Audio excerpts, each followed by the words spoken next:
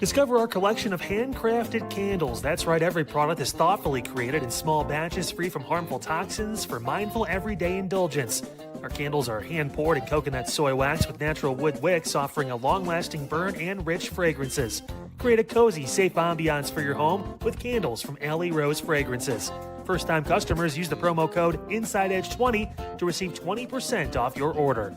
AlleyRoseFragrances.com, proud sponsor of the Inside Edge Podcast Network.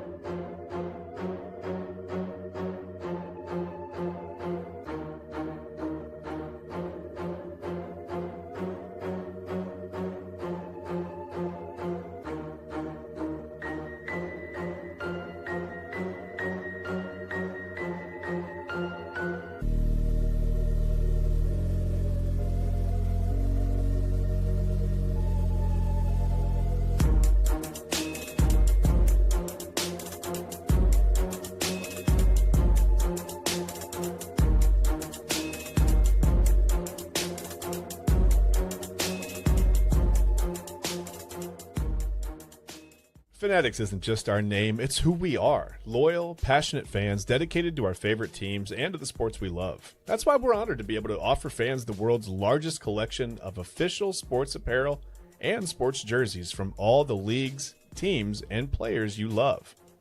We feature a wide selection of gear from every league, including NFL, MLB, NBA, NHL, and NCAA merchandise, which allows us to serve fans of football, baseball, hockey, basketball, lacrosse, soccer, golf, and everything else that gets your heart pumping. Go to fanatics.com by using the QR code on your screen right now to celebrate your teams.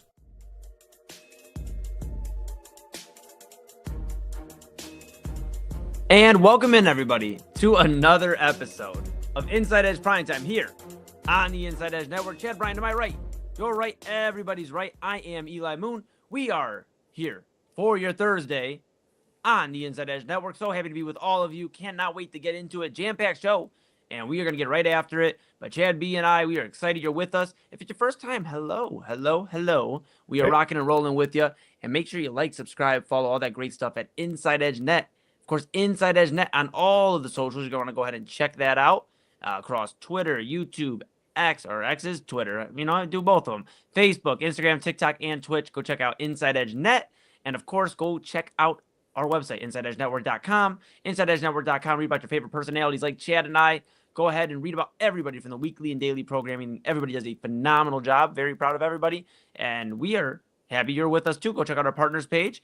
W Energy, Monster Moments, SportsMemorabilia.com, Fanatics.com, AlleyRoseFragrances.com, and Omega Video Marketing. Cannot do without them and couldn't do without you at home. So go ahead and go to the merchandise store, grab a hat, a shirt, a polo, a mug, a windbreaker, pack it up, get it ready for travel. Be ready with the InsideEdgeNetwork.com. And have you heard the news? Download the Inside Edge Network app on Roku. Go download it, get ready. Lock in with the Inside Edge Network in so many different ways. We are Cleveland's digital leader, your source for sports, entertainment, mental health conversations, news, and everything in between. And we are happy to be with you here every single day from 10 to 11 p.m. 5 daily shows. And we are one of them. We are blessed to be in the lineup, blessed to be with all of you. Chad B, my guy, how are you doing? I am good, man. It's a little chilly tonight. We were at my daughter at a softball game. So it was a little cold sitting out there. I had a hoodie on. The wind was blowing so hard. I just put my hoodie up. I leaned into it, kept slapping the back of my head. I'm like, you know what? Forget it. Just put the hoodie up. It's meant to be. Other than that, I'm pretty good, man. Pretty good. How are you? I am great. I appreciate you asking. It is a little chilly. I called Omar the other day, our morning show host from 10 to 11 here on Strong Mornings, not weak mornings, on Strong Mornings. And I was talking to Omar. I said, it's chilly. And he said, dude, you're so ridiculous. I said, listen, if it's not like 75 or higher, I have a problem. Today we got close, 72. But yeah. I can't get with it unless it's warm. You know, I need to get a tan, Chad B. I'm looking a little pasty tonight. So we're working on it. But I'm good, man. I'm good. There you go. Absolutely. We got a lot to get into. And let's get right after it here. Before we dive into the New York Knicks, I have to discuss something with you. All right. You're not safe. I just want you to know you're not safe. And we didn't go over this before the show, but you're not safe. Am I voted off the island? No, we'll start off with a congratulations. You did very well on the Daily Spiral here at 11 o'clock at the top of the hour with Autumn Chisholm. You did a phenomenal job. I mean, started off with a bang with the Fiji. I mean, you knew that. I mean, very quickly. You knew a half of a couple. I mean, that was impressive. That's like 50%. Yeah, that's not bad. I couldn't believe how impressive you were. And then, Chad B, you threw the guys under the bus. You threw the guys under the bus. And you know what? It's okay. We still love you. Hey. I'm going to rock with you. You're family to me. But I was out there all on my own, man. Autumn was staring me down. I had to do something. So not only did you call out Double A for his comment, but you also called me out. Well, everybody can see you guys. I don't know if you know that or not, but everyone can see you. Not the viewers, but Autumn can see you. She knew. She can see the comments. She can see you down there. Yeah, but I think you drew more attention to it than was necessary. I think I was just trying to help a guy out. I saw you struggling. The sweat was dripping off your brow. I was trying to help you out. I didn't want to see you panicked. And then you're like, oh, well, Eli helped me. And something happened. And even listen, as soon as she asked me the first question, she was like, where does Love Island take place? And I knew it was in Fiji. I knew that. But it immediately got like 15 degrees warmer in the studio. And I guess it was just, man, I haven't taken a quiz or a test in a long time. You know what I mean? Unless it's been like, sometimes my kids will have like their National Geographic kids magazines. I'll be like, this little quiz or whatever. Are you a platypus or are you a, whatever? And I'll take those, and those aren't too nerve wracking. But yeah, she asked the first question. I was like, oh God, it was rough, man. Woo. Those questions got a lot harder, and I'll be honest, you did a lot better than what I would have done. I'm glad that was not on the Tuesday docket because, man. Am I getting picked on? I feel like I'm getting picked on a little bit. Dude, that's okay. It was fun. It was a lot of fun. Back-to-back quizzes? Yeah. Back-to-back quizzes. You're due up at the top of the hour, and Autumn said she's starting with that, bro. I might call in sick, bro. You think I can call in sick? And you want to fill in for me on the Daily Spiral tonight? No. As much as I'd love to, I think I'm going to politely decline. I might, at that point, heat up the spaghetti my mom had brought over. She made some spaghetti the other day. She brought me some leftovers. I think that's what I'm going to get into at the 11 o'clock hour. I'll watch the Daily Spiral, and you know what? Since you don't want any help, this is all on you tonight.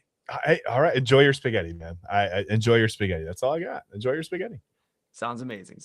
Well, all kidding aside, Chad, of course, will be with you for obviously right now on InsideEdge Primetime and the Daily Spiral. I'll be back producing Midnight Run, so you'll see both of us throughout the evening. Yeah. But let's get into it, pal. The New York Knicks, the 2026 NBA champions, we've been discussing that. They defeated the San Antonio Spurs in 5 games in the 26 NBA Finals, and they are celebrating in New York City. They had the championship parade today.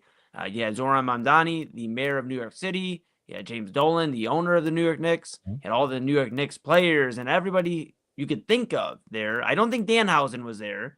He was not. But there's a lot of people that were there and having a great time, Chad B. It was pretty cool to see New York City tearing it up. And I know they're going to now compare, well, that parade was bigger than Cleveland's. Well, hey, Cleveland is like one borough in New York City. Yeah. It's a little bit of a different thing it's just a little bit of a difference in population. That's okay though.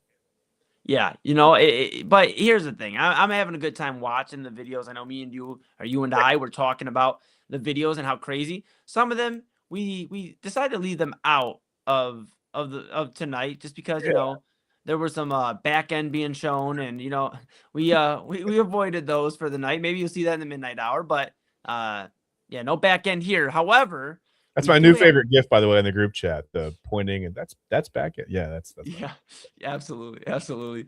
Well, this video comes from Cultured Updates on Twitter. Yes. And we're gonna show you just a taste of what New York City around Madison Square Garden, where the Knicks play, was looking like earlier today during the New York Knicks championship parade. Take a look.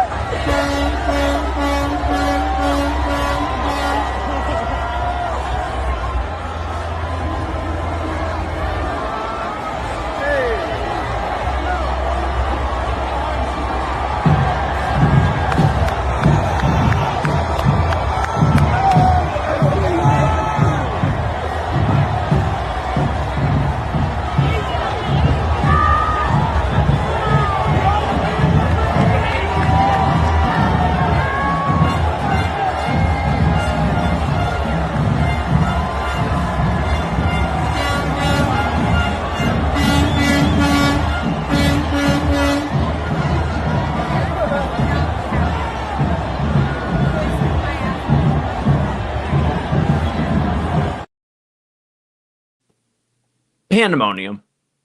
A lot of beeping. I have a funny story real quick, Chad B, about beeping after championship celebrations. When the Cavaliers won their 2016 NBA championship, which is relevant because tomorrow, AA, Kyle and I will be downtown in Cleveland for the watch party of the celebration of Game 7. Hello, C-Town Rocks. Hello. Hey, what's going on? Yes, absolutely. Always good to see you. And yes, now the Cavs are celebrating their 10-year anniversary. We've been talking a little bit about it yesterday, even on the Daily Spiral. You and Autumn were talking about that. Yeah. When the championship parade happened, or when the championship was won, I was downtown, rocking out with some friends, celebrating. My sister and brother were with my dad, Papa Moon, and they go, "Oh my goodness, we won!" And during the game, it's so funny because Pops is like, "Oh my God, oh no," and my sister's like, "It's okay, Dad, it's all right." He's like, "You don't understand how bad I need this." Man, I get it. And so they win the championship. The Cavaliers do back in 2016, and my sister's like, "Let's get in the car and beep." Everybody's beeping. And he's like, no, come on. That's all right. Like that?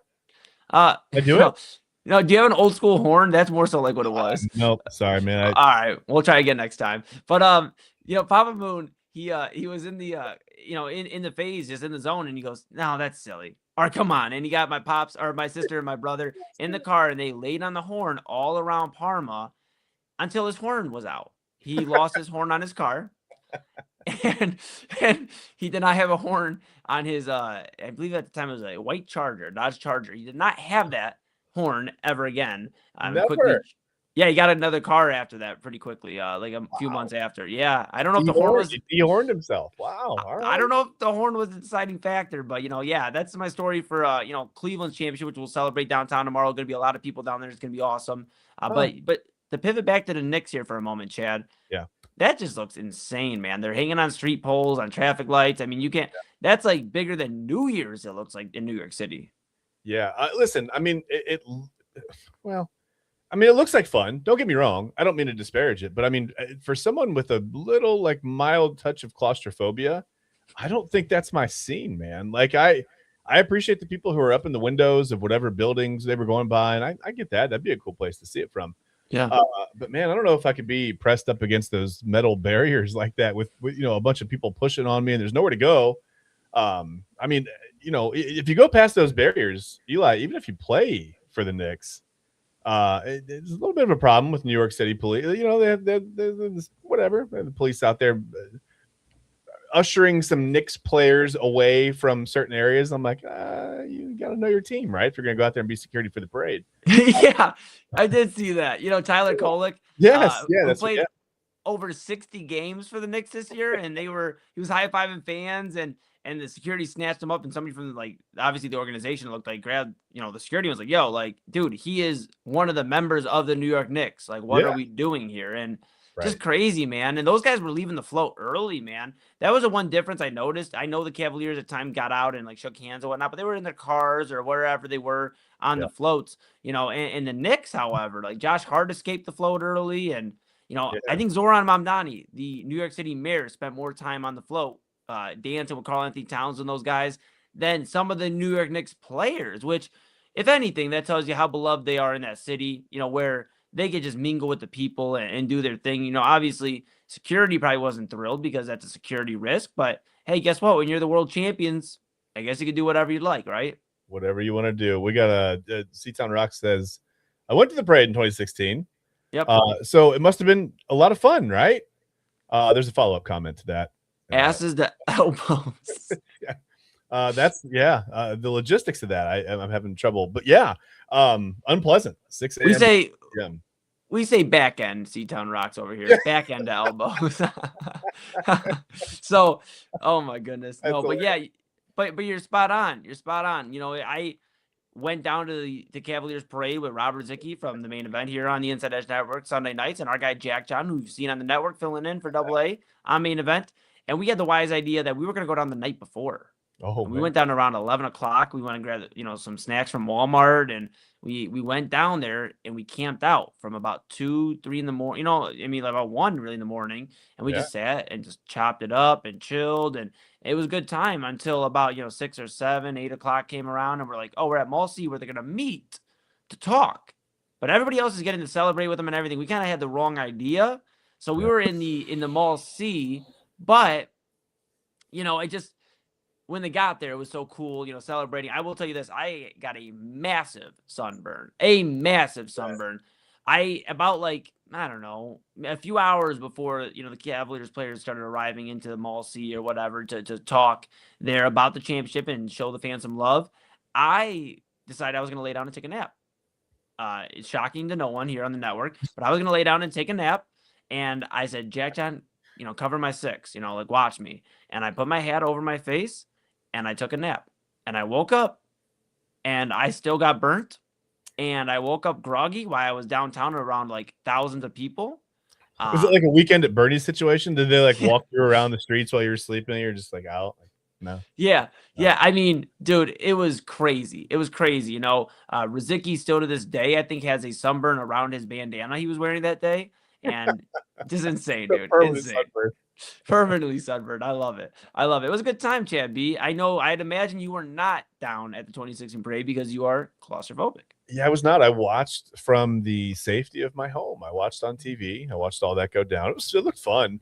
Honestly, a place that I was working at the time provided a vehicle for that parade, so that was pretty fun too. But so we had a little bit of whatever. We had a personal little connection to it, but it looked like fun. But again, I don't know. I mean, a bunch of people pushing me up against the metal barrier with nowhere to go. I don't know. I mean, it's not exactly my idea of like a lot of fun. But it looks cool. I mean, I can respect that a lot of people do enjoy that. It's a fun atmosphere. It's a fun environment, right? You're celebrating a championship. That's good. Just not my scene, maybe. But that's okay. I completely understand. I understand it. Now, I will say this. Probably who had the worst day that day, though, on one of the greatest days of Cleveland history, was the porta potties that they supplied downtown. Those porta potties, those were dogged. Yeah, I'm sure they saw some things that day. Oof. Oof. A lot of back end. A lot of back end. Yeah, a lot of back end. A lot of back end. A lot of back end. Did lose a hat? Did that happen at the parade? Do you remember that? Yeah. Oh yeah. A hat and it got passed back up like it. Yeah, I thought that was see, good community effort. You can't beat that. That's what I'm saying. And I had a good vibes only. Yeah, and I had a great time. And I'm excited to get down there tomorrow, celebrate down on East 4th, see the Game 7. Good news is we know we won, so we'll be able to not sweat it and just enjoy, all the atmosphere there. It'll be really good. I'll be going there right after the morning show. The guys are going to come scoop me, and we're going to head that way. So very exciting. But, Chad B, we're going to take a quick pause here. We're going to regroup. We're going to let everybody get their caffeine, their dinner, wherever they need. When we go to break here, however, we're going to play some sound from New York City Mayor Zoran Mamdani, who had a very powerful speech. And, we obviously stay away from politics here on Primetime. That's not necessarily our speed, but this is more about the New York Knicks and the powerful impact they've left on the city right now, where they've rejuvenated, it feels like, the sports life in that city. And Zoran Mamdani had a speech as courtesy of ESPN, their Twitter account. And we're going to play that going in the break. And when we come back, we'll talk about the most popular star in the NBA that's on the move. We'll talk about that and so much more, including, can Chad and I be a cornhole team? Do you think we could do it? We'll talk about that and more coming up here. But this is Inside Edge Primetime here on the Inside Edge Network. Chad Bryan to my right, you're right, everybody's right. I am Eli Moon, and we will be back right after this. My fellow New Yorkers, for 53 long years we have watched and we have waited. We have watched from nosebleeds and through gritted teeth, on televisions in the windows of electronic stores, and from projectors balanced on fire escapes. We have watched alone in our apartments with our heads in our hands, shoulder to shoulder at bars where the signal flickers, alongside friends and family who we wish more than anything could be here today, sharing this moment. For 53 long years, we have watched the Knicks and we have waited. We waited as the memory of Willis Reed winning the championship on one leg grew fainter and fainter. We waited as Clyde came up clutch again and again. As John Starks dunked on Jordan and Patrick Ewing dunked on the Pacers. As Bernard King scored 60. As Charles Oakley pulled every rebound within reach. As Spike got in Reggie Miller's face. As Allen Houston put up a shot against Miami that hung in the air for an eternity. As Larry Johnson gave us the 4-point play heard around New York. As Starbury traded threes with Kobe and then sold sneakers every kid could afford. As Nate Robinson stuffed Yao Ming. As the city came alive watching Linsanity. And as Melo lived every Brooklyn dreams when he came home and made MSG feel like the center of the universe once again. We waited without ever knowing if this day would come, and we waited because we knew deep down in our sick, suffering hearts that it would. New York City, this team has done it. The New York Knicks are NBA champions. Key On Sports is the leader in Ohio high school athletic coverage in written, print, and video streaming. From the latest news and results and written content to the high school football game of the week every Friday, Key On Sports has you covered. The vision of 15-time published author Vince McKee has become the most trusted site in Ohio high school athletic news. From podcasts to player profiles, Key On Sports is your one-stop for all of it. Visit them today at keyonsports.com or on YouTube at Key On Sports. Check out their socials on Twitter and Facebook as well. Clean energy, bold flavors, and no jitters. See why people won't shut up about Dubby. Clean energy, no jitters or crash. Whether you're starting your workday or getting ready to exercise, Dubby Energy helps you lock in and focus. With over 15 flavors to choose from, you can't miss. Order Dubby Energy right now by using the QR code on your screen and use the promo code InsideEdge10 to receive 10% off your order. Dubby Energy, your energy-focused sponsor of the Inside Edge Network, Cleveland's digital leader. Discover our collection of body mists made with clean, minimal ingredients. Handcrafted with natural essential oils and clean ingredients, they offer a natural alternative to synthetic fragrances.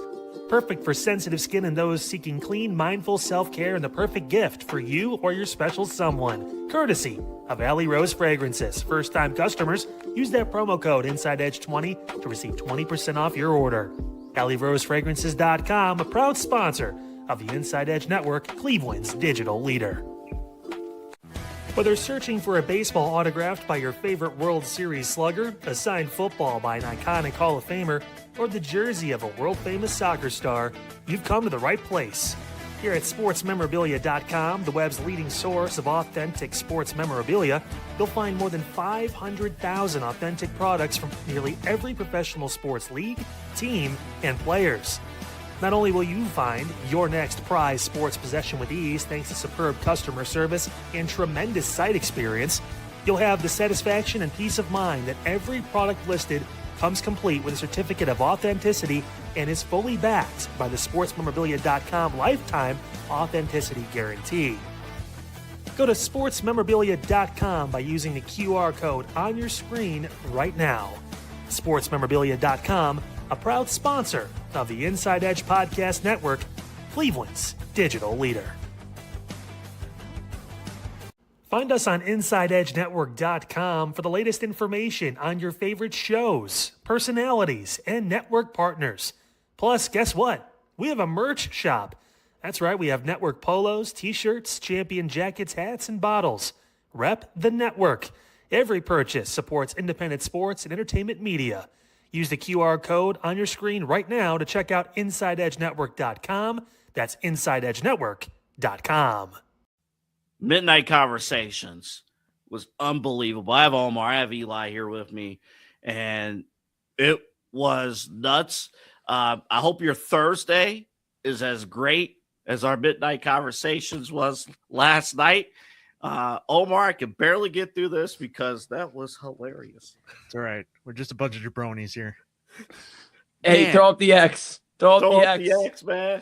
Throw up the X. We're trying to put you over, and you can't get the job done. You got heat with the boys in the back.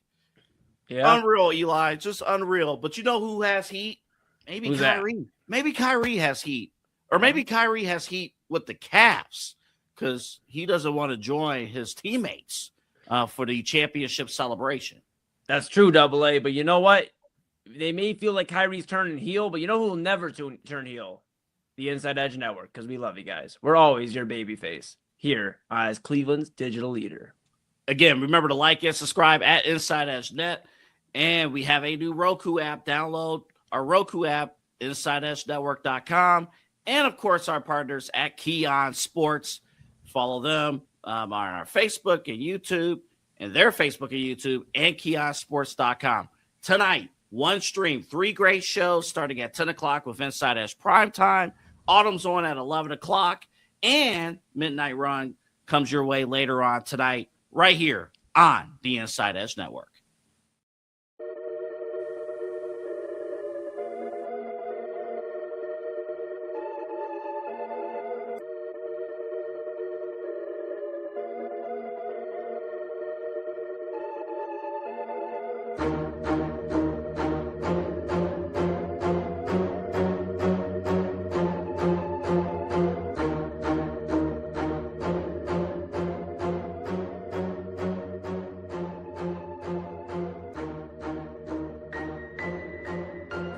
And welcome back to Inside Edge Primetime here on the Inside Edge Network. Chad Bryan to my right, your right, which would mean that's everybody's right. And I'm Eli Moon. We're back here in the saddle, on the saddle adjacent here on Inside Edge Primetime. So happy you're with us here on this Thursday, a jam-packed Thursday. 3 hours of live programming between us, Inside Edge Primetime, the Daily Spiral with Autumn and co-host Chad Bryan. That's that guy right there. And of course, Double A Anthony out for Midnight Run at midnight. Very excited you are with us for the one stream phenomenon, as I like to call it. And make sure you like, subscribe, follow at Inside Edge Net. Of course, Inside Edge Net across all the socials, YouTube, X, Facebook, Instagram, TikTok, Twitch, all of the great stuff. Make sure you lock in, hit the notification bell, and know when we're going live daily and weekly. A lot of great stuff there. And make sure you pivot over to InsideEdgeNetwork.com. You can read about all of your favorite personalities, including Chad and I and everybody who does a phenomenal job on the Inside Edge Network. And of course, you can go to our partners page. Couldn't do without them. Omega Video Marketing, W Energy, Fanatics.com, Awesome Moments, SportsMemorabilia.com, and AlleyRoseFragrances.com. So happy that you are with us. Thank you. So go to the shop page, grab a shirt, a hat, a mug, a polo, anything you see that you like, grab it, a windbreaker, pack it away, get ready for summer travel at InsideEdgeNetwork.com. And of course, download the Inside Edge Network app on Roku. Yes, we are on Roku as well. Go get the Inside Edge Network app, and a shout out to our partner as well, Keon Sports. Anybody tuning in there, hello. If it's your first time, yes, we do get wild from time to time, but we try to keep it together here because the night tends to get unhinged by the time we get to midnight. So we are rocking with you, Chad B and I. And Chad, I got a question for you. Okay, I might have an answer for you. This isn't about Love Island, is it? So I have PTSD. I'm nervous. I'm still nervous. I know I got another quiz coming. It was, and I'll pivot. I'll keep it to sports. All right. You keep it to whatever. It's okay. If you were a betting man, which I know you're not, but if you were, really not. Yeah. Where does Giannis Antetokounmpo end up playing in the 2026-2027 NBA season? I don't even want to say it because it's okay. So do you remember when we first started talking, when we whispered Giannis's name because we didn't want to like scare him away? Remember we'd say yes on the mic? Yes. We didn't want to scare him away, right? We didn't hit. What's that? Why are these people yelling my name? I told you back then, I said, I just, and this was way before anything. This was the playoffs hadn't started, right? Right. Playoffs. I said to you at that time that I said, I have a sick feeling in my stomach that he is going to end up in a big city. Can you guess? It's got a building in this big city that they call the Mecca of basketball, right? I got it. Utah. Yes. Okay, perfect. No. Nobody wants to go to Utah, apparently. No one. We've got college guys opting out. Like, listen, if you draft, just forget about it. I'm not gonna I'll switch to something else. I'm gonna go, I'll sell insurance. I don't want to play basketball. Please don't draft me if you're please, Jazz. No, don't do it. No. It's a team that just they won something big. They had a thing in their city today. I can't think of the name of the city. It's a big one. It's a really big one. I just, man, look, I have this sick feeling he's gonna end up with the Knicks, man. I just do. I feel like so, and it's a lot of things, honestly. Like, so I listen to Kyle when he talks, right? And if the Knicks feel the same way that Kyle feels, maybe they feel like, hey, this core is pretty good, right? But we also had to have kind of a weird lightning in a bottle, generational kind of a run. I mean, they went 12-1 over the last 3 rounds. That's pretty good. but that's not typical. That's not going to happen again, most likely. You're not going to be able to package that up and just do that again next April, May, June, whatever. So I don't know. I feel like they have a lot of pieces that they have the cap room. They have a little bit of, but we've talked. We've ownership says we're not going to the second. I don't know. I'm not sure. I just have this sick feeling in my stomach that he ends up in New York and they somehow get better, even though they would have to gut a little bit of that core. But I don't know. Is it worth it to get better? I think it is, right? I feel like that's where it's going to be. It's either going to be that or a really obscure team, and I just feel like it's going to be New York, Eli. It's interesting. We talked a little bit about James Dolan's comments yesterday, Chad B, about James Dolan said he will write a big check, but he will not go into the second apron. He can't afford to, which that's a little odd. I'm sure he could afford to. Anyways, James Dolan said he can't afford to go into the second apron. Bro, if you're poor, just say that. Yeah, bro. Yeah, if you need some money, hit us up. No, but I mean, you hear those comments, and it makes me think that this Knicks team is going to look a lot different. Now, I don't agree with you, respectfully, that he ends up in New York. I think that New York Knicks team is going to look a lot different, but it will not include the Greek Freak. I think, and there's been a little discussion about there's always a sleeper team when it comes to these big trades. Nobody saw Donovan Mitchell coming from Utah to Cleveland. Nobody saw Kawhi Leonard going from San Antonio to Toronto. Yeah. So you think about some of these teams and these players that have wound up in spots they weren't really expecting to, which makes me think, Chad B, there's a team we haven't been discussing, and they do not play in the Eastern Conference because all of the talk has been about the Eastern Conference and how Boston or Miami, or you mentioned the New York Knicks and the Cavaliers are in discussion still at some point about Giannis Antetokounmpo. But I think Giannis plays some Western Conference basketball next year, and he ends up in Oklahoma City. I think he ends up with the Thunder. The Thunder have obviously been attached to Evan Mobley in some degree, where they want to see if they can just get somebody that can impact the game and complement Shai Gilgeous-Alexander and the rest of their core. So why wouldn't they look at Milwaukee and say Jalen Williams and Chet Holmgren will give you a slew of picks and give us a Greek Freak? Because you know what? We got bounced from the Western Conference Finals. We were hoping to go back-to-back, and we didn't. And we want to get back there again, ASAP. And can they do it with this roster right now, constructed the way it is? Sure. They definitely have an opportunity. They were the number one seed. They were a game away from getting back to their second straight finals. But you look at the injury history of Jalen Williams, who I'm a big fan of. Let's be real. Yeah. I like Jalen Williams. I would love for him to come here to Cleveland. But Jalen Williams, he does have some injury history. So if you're Oklahoma City, you start weighing that out, especially when he's due for a contract, a big contract extension here soon. You look at that, and then you look at Chet Holmgren, who shrinked. He shrunk down to about 6'2" in the Western Conference Finals. If you can still get value, which you can if you're Oklahoma City, if you can get that value and then attach some first-round picks, and it may cost you a Casey Wallace as well or somebody like that out of Oklahoma City. Yeah. But that is a slew of young talent that is really proven for the most part and capital, and they get the Greek Freak.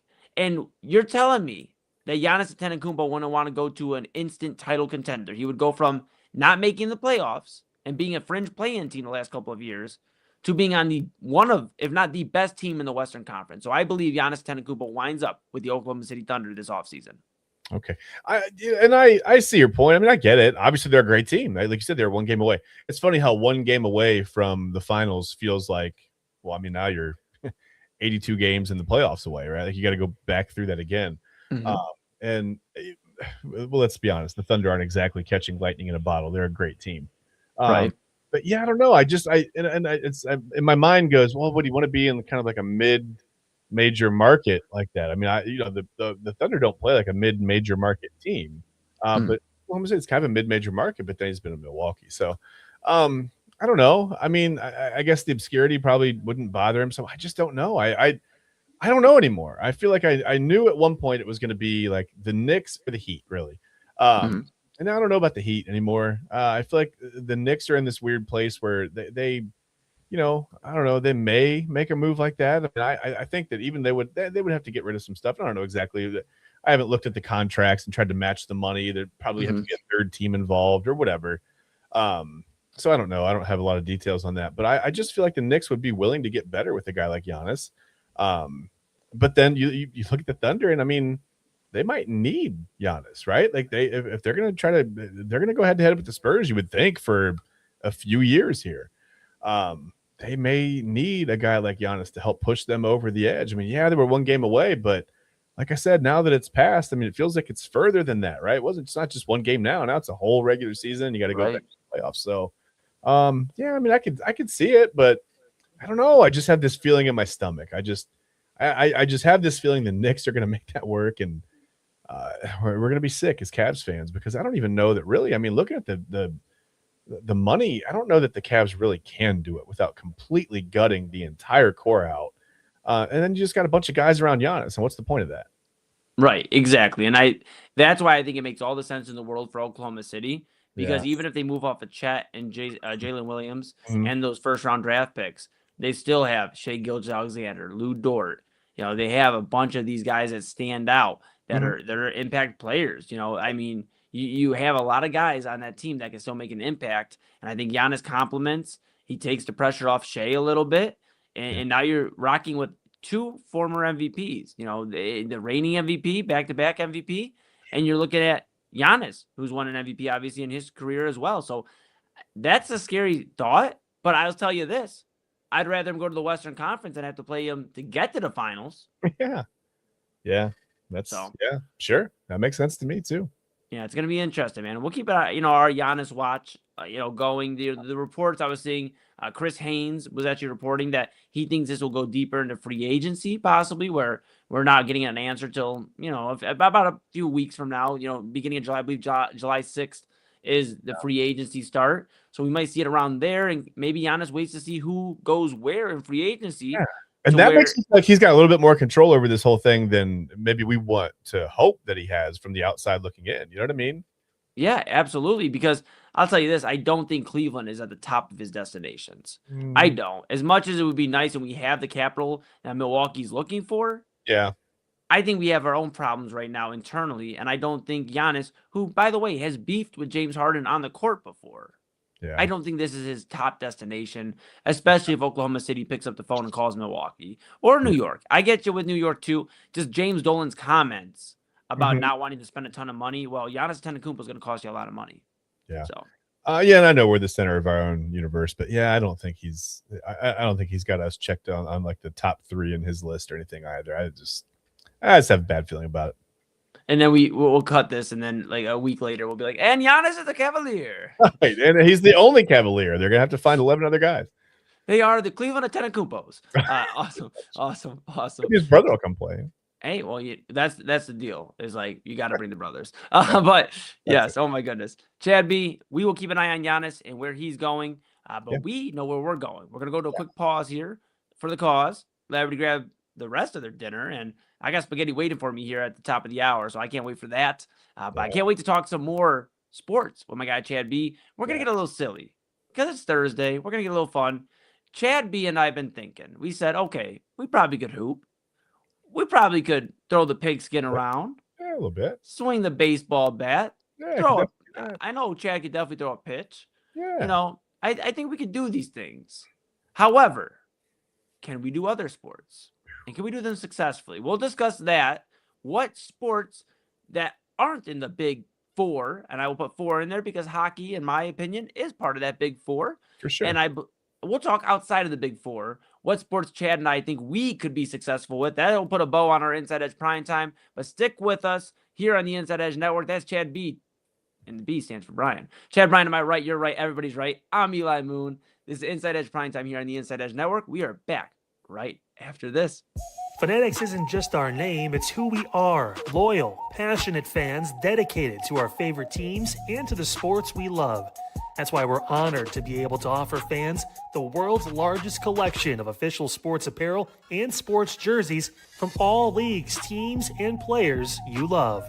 We feature a wide selection of gear from every league, including the NFL, MLB, NBA, NHL, and NCAA merchandise, which allows us to serve fans of football, baseball, hockey, basketball, lacrosse, soccer, golf, and, well, everything else that gets your heart pumping. Go to fanatics.com by using the QR code on your screen right now to celebrate your teams. That's Fanatics.com, a proud sponsor of the Inside Edge Network, Cleveland's digital leader.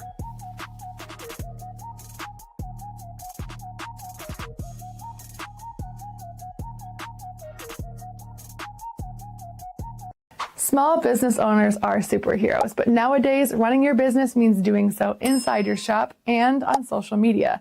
That's why you should make Omega Video Marketing your sidekick. With a decade of content creation experience, I create dynamic, informative, and fun videos for your specific social needs that will increase brand awareness, get you more followers, and keep your social pages and websites current and fresh. I offer flexible pricing and turn times and will work with you to understand your brand and your story. All of that comes from the heart. My award-winning expertise is just the cherry on top. So let's get connected. After all, your brand is the alpha and my expertise is the omega. Discover our collection of handcrafted candles. That's right, every product is thoughtfully created in small batches, free from harmful toxins, for mindful everyday indulgence. Our candles are hand-poured in coconut soy wax with natural wood wicks, offering a long-lasting burn and rich fragrances. Create a cozy, safe ambiance for your home with candles from Alley Rose Fragrances. First-time customers use the promo code InsideEdge20 to receive 20% off your order. AlleyRoseFragrances.com, proud sponsor of the Inside Edge Podcast Network. Mosser Moments Photography is a husband and wife wedding photography team based in Cleveland, owned and operated by Inside Edge Network's very own Ryan Mosser and his wife Hallie. For the past 10 years, they've captured more than 100 weddings across Northeast Ohio and beyond, always working together as a true two-person team. Their style centers on authentic, emotional storytelling, documenting the real moments between two people in love and creating images that feel natural, comfortable, and true to the couple. Rooted in Northern Ohio but inspired by their travels, Ryan and Hallie bring a warm, personal approach to every wedding day. Their work blends experience, consistency, and a genuine passion for helping couples relive their best day through timeless photography. Learn more at MosserMomentsPhotography.com by using the QR code on your screen right now. MosserMomentsPhotography.com, a proud sponsor of the Inside Edge Network, Cleveland's digital leader. What's going on, Inside Edge Network? Yeah, this is Omar Klessel from the morning show. We had a jam-packed one for you. What the hell happened to Portugal? I don't know. Well, I actually kind of do know. So you're going to have to check us out for that. We also talked Gutty Mac. Yes, Gutty Mac. We went in depth where he's going to be, what he's doing right now, and where he's going to be at. So check that segment out as well. And Thursday Media Throwback, we had an awesome chat about Tremors. Yeah, if you've never seen Tremors before, check it out. It's a good series. So really jam-packed for you, one for you this Thursday. Make sure you check us out. InsideEdgeNetwork.com is where you can find us. Keep it locked in here. We got a great Thursday here for you. Inside. Hey guys, awesome show today on Unfiltered. Went through a variety of different topics. Talked about the Iran deal being signed by President Trump with one and only Jake Underwood. Great interview. Make sure you guys check that out when you get the chance. Also talked about some good news out of the city of Parma. Finally got that water basin finished over by York and Pleasant Valley. So many people getting flooded houses. Not anymore. Thanks to that, they can breathe a sigh of relief. Some upgrades to the infrastructure. We love to talk about that. Hey, tomorrow on the show, lots of news and notes. We'll talk about the 10-year anniversary of the Cavs championship back in 2016. And it's time. Meme of the Week. Unfiltered Meme of the Week. Right here on Unfiltered tomorrow, 5 p.m. right here on the Inside Edge Network.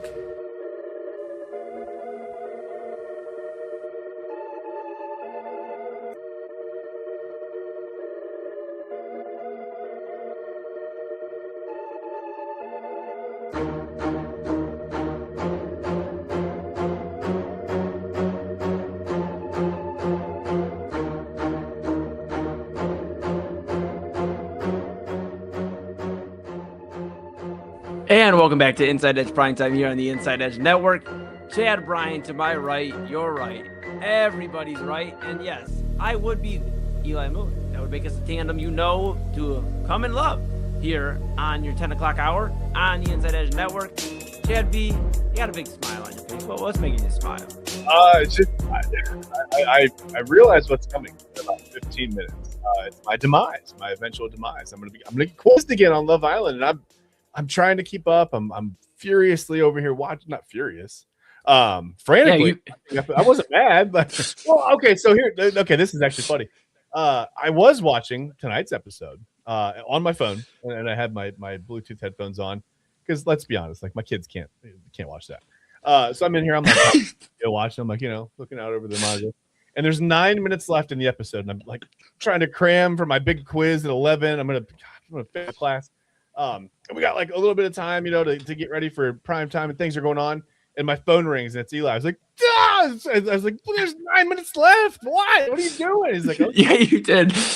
You did. I did. Yeah. I was like, I'm watching Love Island. And I'm like, wow, things that should never be coming out of my mouth are coming out of my mouth right now. It was hilarious. I was like, I am becoming like, I'm this hermit in my studio watching Love Island. I got to see the end, man. What are you doing? It's the big ending. Meanwhile, we had 30 minutes before the show started. I was like, hey, Chad B, I'm about to get in the studio. He goes, what do you need? What do you need? Love Island's going. Yeah. Love Island's on. I was like, okay, dude, I get it, man. All right. You spent one show with Autumn, and now I'm chopped liver. Okay, I get it. Pancakes over here. I was like, I fully leaned into Love Island. I had my Fiji breakfast going on. Whatever. Yeah. Is Mrs. Bryan watching Love Island with you, or is that a Chad? We're gonna catch up together. I think I'm caught up on tonight's episode, but I'm not fully caught up on the season. I'll be honest with you. Most of what I've learned about Love Island has come from Jersey Chasers. And it's come from, just trying to cram, and like, I'm reading the Cliff's notes over here, bro. Like I've got somebody else's notes from somebody that took the class last year. You know what I mean? And they're like, I'm trying to make sense of there's, it's wild, man. But I'm trying. I'm giving it. I'm putting a strong effort in. I think you're doing a great job. I just am scared for you tonight because I think those are a few softballs. She went easy on me last night, and I only got an 80%. Right? I'm waiting. Pretty good, but like, I don't know, man. I'm waiting for the first question to be like, all right, Chad, on episode 3 in the 10-minute mark, what color was Sincere wearing for his shirt? Like, what? I'm over here like, I'll be Googling like most popular colors of shirts for men. Like, you know what I mean? Like, I don't know, like gray. I don't know. I'll guess something. Well, again, as I said at the top of the show, you're on your own tonight. I love you, but you got to fight your own battle tonight. Okay, I was going to ask you if we could work on our signals for down at the bottom. So if you don't know, like when we're in the studio, we can see the people who are like behind the scenes in the studio, right? There's at the bottom of the screen. And last night, Eli was like frantically yelling things, and I was like, "Oh man, he and Papa Moon must not be getting along." Is he trying to help me? And I'm looking at the screen. I'm like, he's doing this stuff, and he's doing, and I'm like, hey, I can't be for me, right? That doesn't make any sense. What is all that? I don't speak sign language. I don't know it. I don't speak sign language. How do you speak sign language? Well, this is the problem. This is the problem that I'm having. We should probably just move on. Honestly, like, I think we all see the problem now. I'm gonna get a 40 tonight on this quiz, man. Hey, well, you know what? 40's better than 0, buddy. So you know what? We'll take it. We'll take it. All right, let's get into it. We got one more thing to talk about here tonight before we hand it off. The baton to the one and only Autumn Chisholm for the Daily Spiral, and Chad will start sweating profusely. Somebody get him a towel. Somebody get him a towel. But let's get into it, Chad B. We were thinking here, we were talking, we probably could shoot some hoops. Yeah. Throw the pigskin, little baseball, boop. Throw the ball there, and maybe a little bit of hockey. I know neither one of us are very capable of skating, but I think we could. Okay. Absolutely not. I've tried ice skating before. No. No. Okay. I walked out onto the ice in my skates. I got approximately 6 feet away from where you enter to get into the area where you're actually on the ice. And immediately I was like, no, this is where I'm going to die. I'm going to die out here. I'm going to fall, and gravity's going to be no, get me off. And I had to like shuffle back. There are people coming onto the ice. I'm like, move, please. Move. This is not for me. Move. No, it didn't go well at all. It's not well. Oh, well, I'll tell you this. Your like ice skating experience is like mine, and so maybe not that one. But what random sport could you be good at, Chad B? Oh man. So I Googled obscure sports during the break because I just wanted to see what Google thought. And I got one here called Sepak Takraw. No. Yeah. Okay. This one I would not be good at. It's also known as kick volleyball. Have you ever seen this? Have you ever seen the videos? No. Oh my, this is not a sport I would be good at. Kick volleyball? Kick volleyball, yeah. Same thing, but you can only use your feet, your head, your knees, and your chest. Hands are strictly illegal. I think they just remove them. You don't even have hands when you play the sport, so it's very serious. There's something called bossa ball. That's when all the CEOs team up and they play some sports. Yeah, it's like the company picnic or whatever, and they play kickball. It's the bossa ball. It's all the bosses. The bossa ball. The bossa ball, yeah. And no, it's a mashup of volleyball, gymnastics, and soccer. How? No, I need to see a video. But it says it's played on a specialized inflatable court with trampolines on either side of the net, allowing players to perform massive spike-driven flips. At my age, I'm not performing massive anything anymore. Except for massive scores on your Love Island quiz. Yeah, that's it. Massive scores. Otherwise, it's very low-key. There's Gloucestershire cheese rolling. No.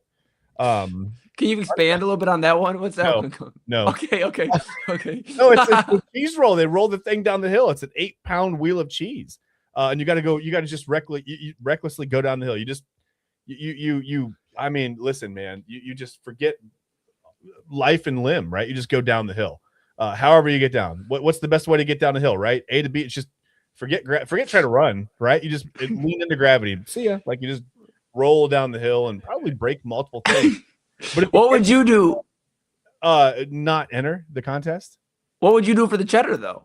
I don't know if I need that much cheese, man. You know what cheese? I mean, cheese will back you up. You got to be careful with that, right? Oh yeah, especially for lactose. There's underwater hockey.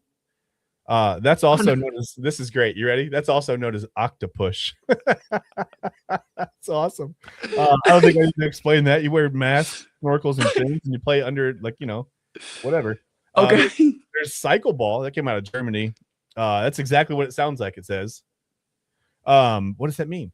It's soccer played while riding specially geared fixed gear bicycles that do not have brakes. You use the wheels to dribble and shoot, so that sounds like fun. Isn't that like Rocket League? Isn't there a game that does that? Anyway, yeah, like a video game or whatever. I've never played it, but extreme ironing. That's when you're mad. That's like, let me guess this one. That's when you're mad, because you forgot to iron your dress shirt for the wedding the night before, so you have to do it in the morning. You're extreme ironing. That's when you forget to, and that's when your wife has to do it for you. No, it's listen. This is an extreme danger sport. It says, where competitors travel to remote, difficult, or dangerous locations, such as while skydiving, cliff climbing, or scuba diving, to neatly iron an item of clothing and photograph the process. So it sounds like just honestly like a lot of social media influencers, to be honest with you. We could do that one. Maybe. I'm scared of heights though. So the mountain. Yeah, I'm not a big fan of heights. I'd be pretty good at darts. Like I'm all right at cornhole. I can throw stuff pretty accurately. So I feel like if you give me a sport where I got to throw something, I'm going to be all right with it. I'm going to be okay. I'm really good at foosball. Yeah. All right. I'm not. Foosball? I'm not good at foosball. Does billiards count? Is that a thing? That's a game. That's not really a sport. Yeah, but you'd probably get me in that. I mean, that's a good one. We could do like extreme billiards. Like, what is a sport anymore? I saw something on ESPN, the Ocho, the other day, and I can't think of the name. I have to figure it out. But they were throwing, those little like suction cup things you throw and they stick together, like you can catch them together and like boom. They were sticking one on like the table. Okay. And the whole goal was you had to throw and hook it to the other one. Okay. And me and Pop Moon were like, this is the craziest thing ever. We're not watching this. Okay. And then we sat there for 25 minutes and watched it. You're never going to watch this. What about like bottle flipping? That's not really a sport. That's more of a. I think anything's a sport, man. You can't really. Sport, yeah. I mean, right now, esports, and I know all respect to esports because it is something that is you can bet on and all that. But if video games are a sport, then I think bottle flipping's a sport. I mean, that gets pretty serious. Yeah, when I was in college, we made up a sport. It was more of a game, really, but it could have been a sport. I can't say the name of it, but we had these little wooden rings. I think they were like from the curtains or whatever, from the curtain rods, and we put them all over the floor, and we would try to like throw like beer bottles and get them to bounce back in, like golf shots. Mm-hmm. It's like it was golfing in a sense, and we called it something golfing, but I'm not gonna whatever. That's another time, another conversation for another time. But yeah, we would try to get them in, and it was like the closest to it one. You had to get like, sometimes we would play like you have to get it in like two different ones or whatever. That was always pretty fun. That was a cool sport. Yeah. I mean, hey, my question to you is, how do you think we'd fare? I don't drink anymore, so I guess I'd have to maybe they don't let me play, but beer pong? Okay, yeah. I was beer pong was like a little bit after my time. Don't show your age. You're 32. Oh yeah. Oh well, that's fine. Maybe just after my emotional time. I emotionally wasn't ready for beer pong, so I moved on. I was so good at the bounce. The bounce, you get 2 cups because you bounce it in. Yeah. I was Oh. pretty good with quarters, man. I was like, if I had to give me the right table, forget about it. You're talking about are you talking about, and then there's another game where you have the cups at the fork. Are you talking about the corners game where you have to throw like, I can't even, dude, I don't know. It's been Well, so long. there's all kinds of variations, but you just bounce a quarter off a table into a cup, and then the other two, we'd play baseball. Forget about it, man. Like I said, you give me the right table, good night. Okay. Yeah. Are you good at pool? I was okay. Yeah, I could hold my own. Yeah. They spent, and when I say they, I mean there's been multiple attempts of people that have tried to teach me pool. It always ends up with me trying to learn for 30 minutes. And then I get bored because I'm not very good at it, and I go play the karaoke machine. That's just how it goes. That's just how it goes. Music, yeah. Yeah, absolutely, Chad B. Hey, that's a lot of fun, man. And maybe we'll revisit some more random sports we think we may be good at or should give it a go. Video of us trying some of these things, man. Yeah. We might need to sign a waiver first. LA may make us sign a waiver, and Pete, they might say, "Hey, you guys can definitely try these sports, but it is on yourself. Like if you guys get hurt, we won't really skydive, but we'll green screen it. We'll just iron some stuff. We'll put some like a fan. We'll be like, oh, it's so windy because we're skydiving, and our shirts will be doing this. But it'll be fine. The next prime time will be us in like neck braces. Well, we tried it, folks. Black eyes, and yeah, that's Absolutely. okay. My teeth are All missing. right. That's going to do it for us. Chad B, a lot of fun. Want to give a special shout out to everybody on the network, daily and weekly here. If you're rocking with us, appreciate you at home or wherever you may be across the nation or wherever. We appreciate you for being the heartbeat that keeps us going. And as Cleveland's digital leader, your source for sports, entertainment, mental health conversations, news, and everything in between. We appreciate you so much. I will say this very quickly. Very proud of Papa Moon. It's my dad. I'm very proud of him.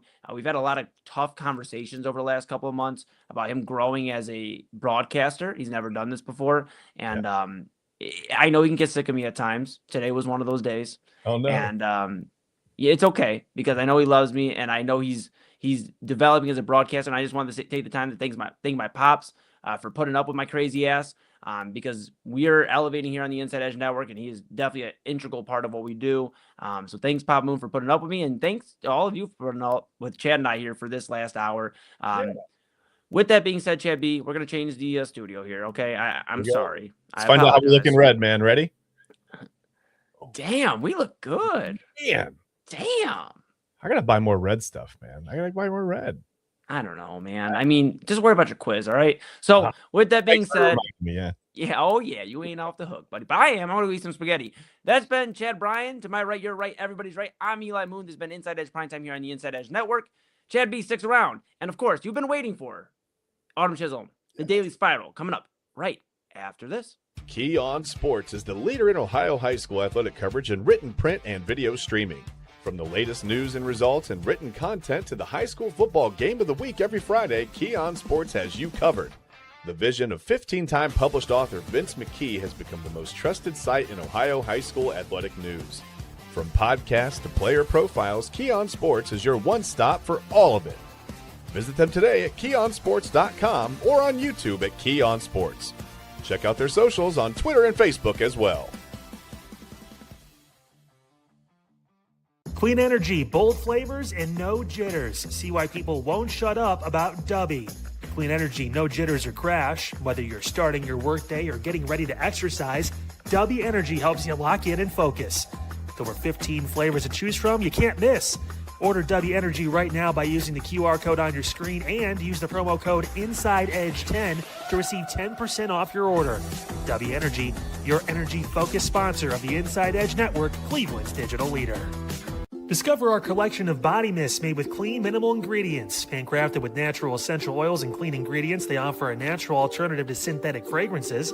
Perfect for sensitive skin and those seeking clean, mindful self-care, and the perfect gift for you or your special someone. Courtesy of Alley Rose Fragrances. First-time customers, use that promo code InsideEdge20 to receive 20% off your order. AlleyRoseFragrances.com, a proud sponsor of the Inside Edge Network, Cleveland's digital leader. Whether searching for a baseball autographed by your favorite World Series slugger, a signed football by an iconic Hall of Famer, or the jersey of a world-famous soccer star, you've come to the right place. Here at sportsmemorabilia.com, the web's leading source of authentic sports memorabilia, you'll find more than 500,000 authentic products from nearly every professional sports league, team, and players. Not only will you find your next prized sports possession with ease thanks to superb customer service and tremendous site experience, you'll have the satisfaction and peace of mind that every product listed comes complete with a certificate of authenticity and is fully backed by the sportsmemorabilia.com lifetime authenticity guarantee. Go to sportsmemorabilia.com by using the QR code on your screen right now. Sportsmemorabilia.com, a proud sponsor of the Inside Edge Podcast Network, Cleveland's digital leader. Find us on InsideEdgeNetwork.com for the latest information on your favorite shows, personalities, and network partners. Plus, guess what? We have a merch shop. That's right, we have network polos, t-shirts, champion jackets, hats, and bottles. Rep the network. Every purchase supports independent sports and entertainment media. Use the QR code on your screen right now to check out InsideEdgeNetwork.com. That's InsideEdgeNetwork.com.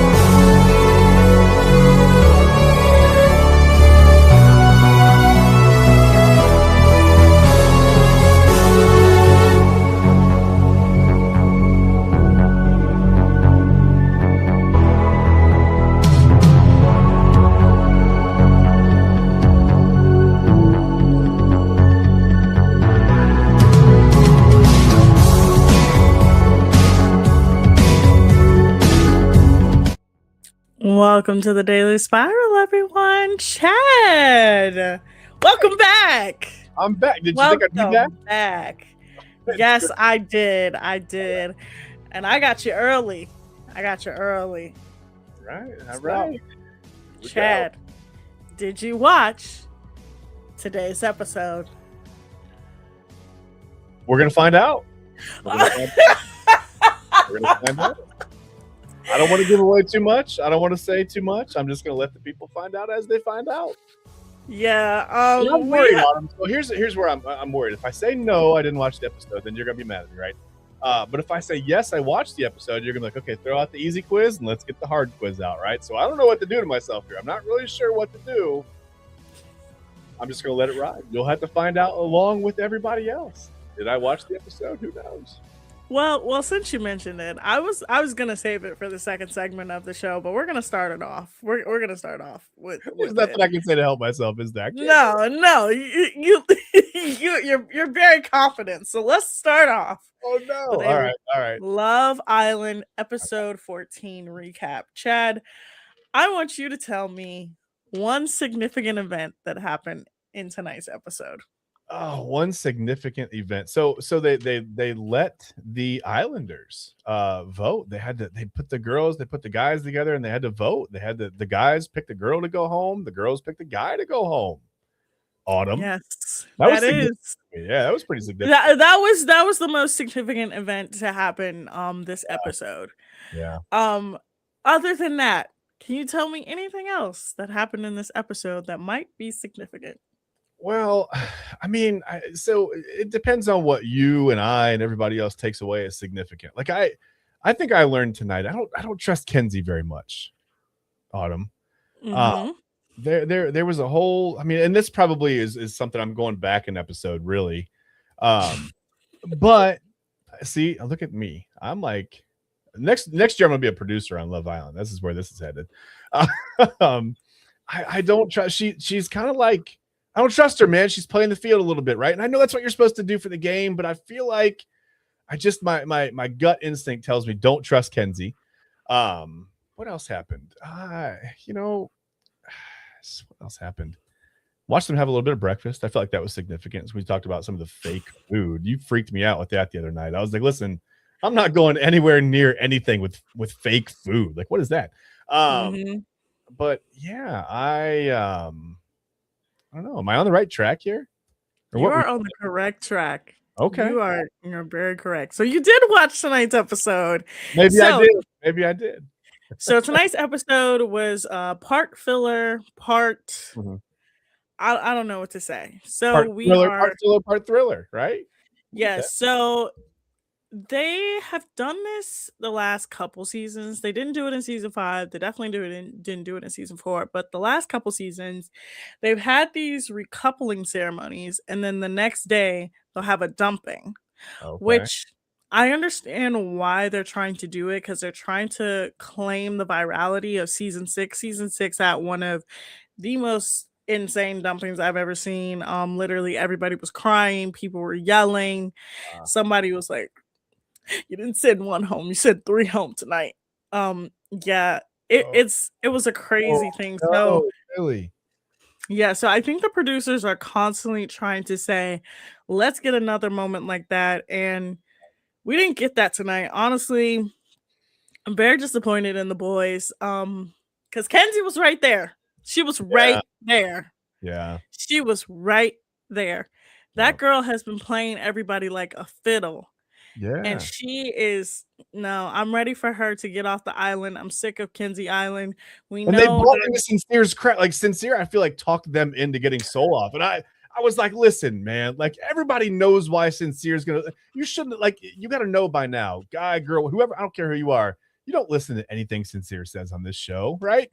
If he says I he wants am Soul gone, Soul stays. That's it. Period. I'm so glad that everybody has clocked Sincere. That man is so disingenuous.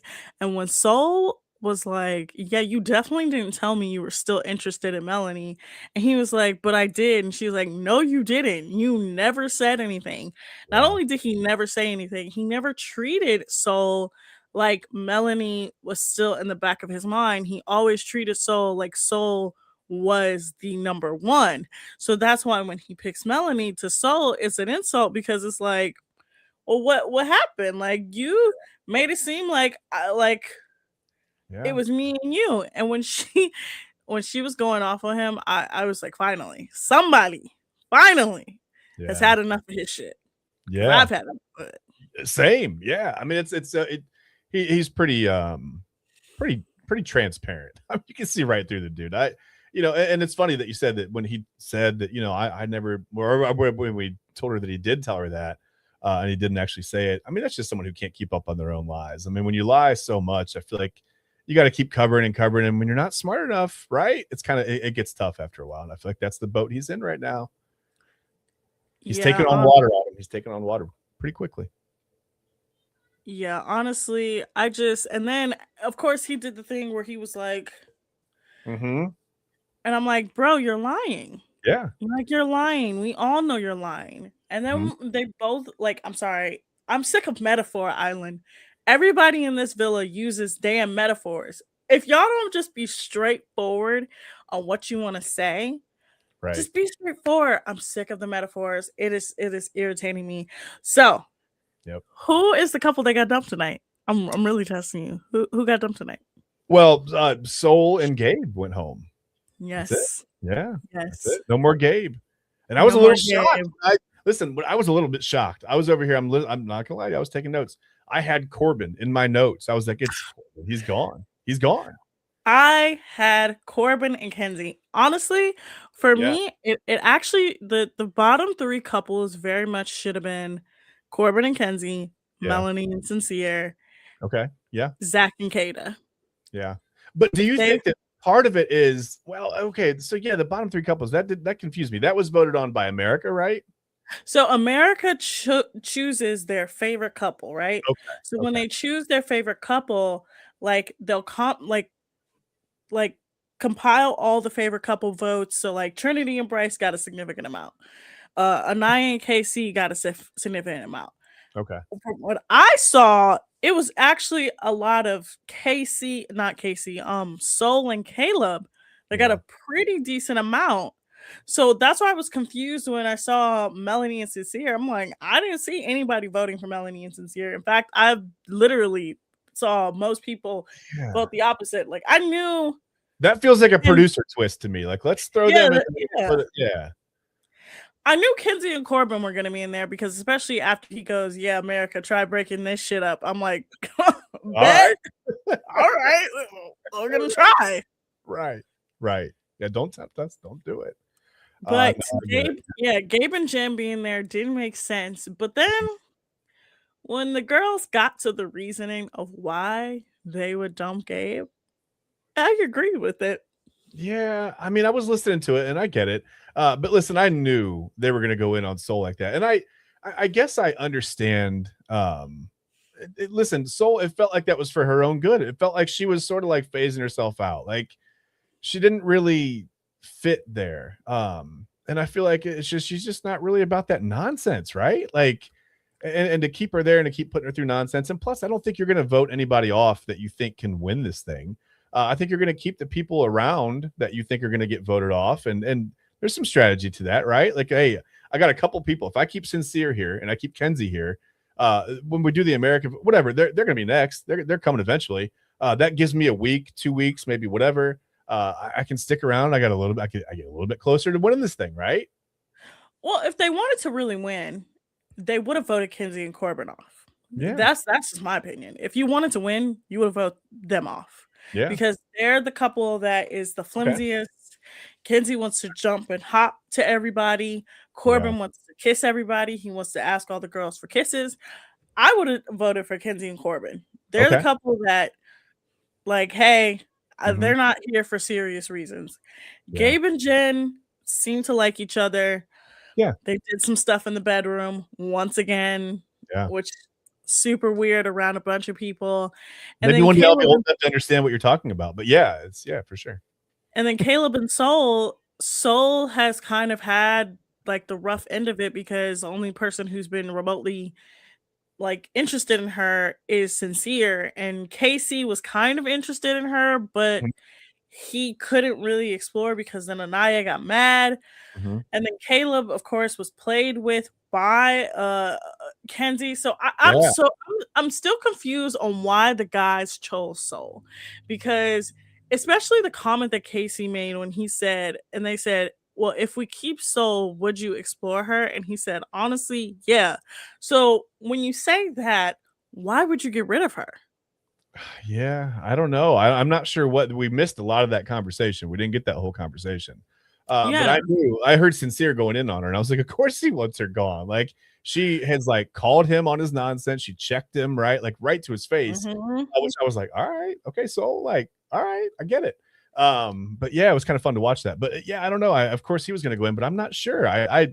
But also in a weird way, like I kind of knew it was going to be. I knew he was going to like sway them and talk them into voting for her. I just knew it. As you know, as insincere as he is, he is like he's very persuasive. It feels. I don't know why, but yeah, people listen to him for some odd reason. We all know somebody like that. Yeah, honestly, just so strange. This is such a strange season now. I know people have called it Couples Island, Closed Off Island, whatever. I'm just going to say this.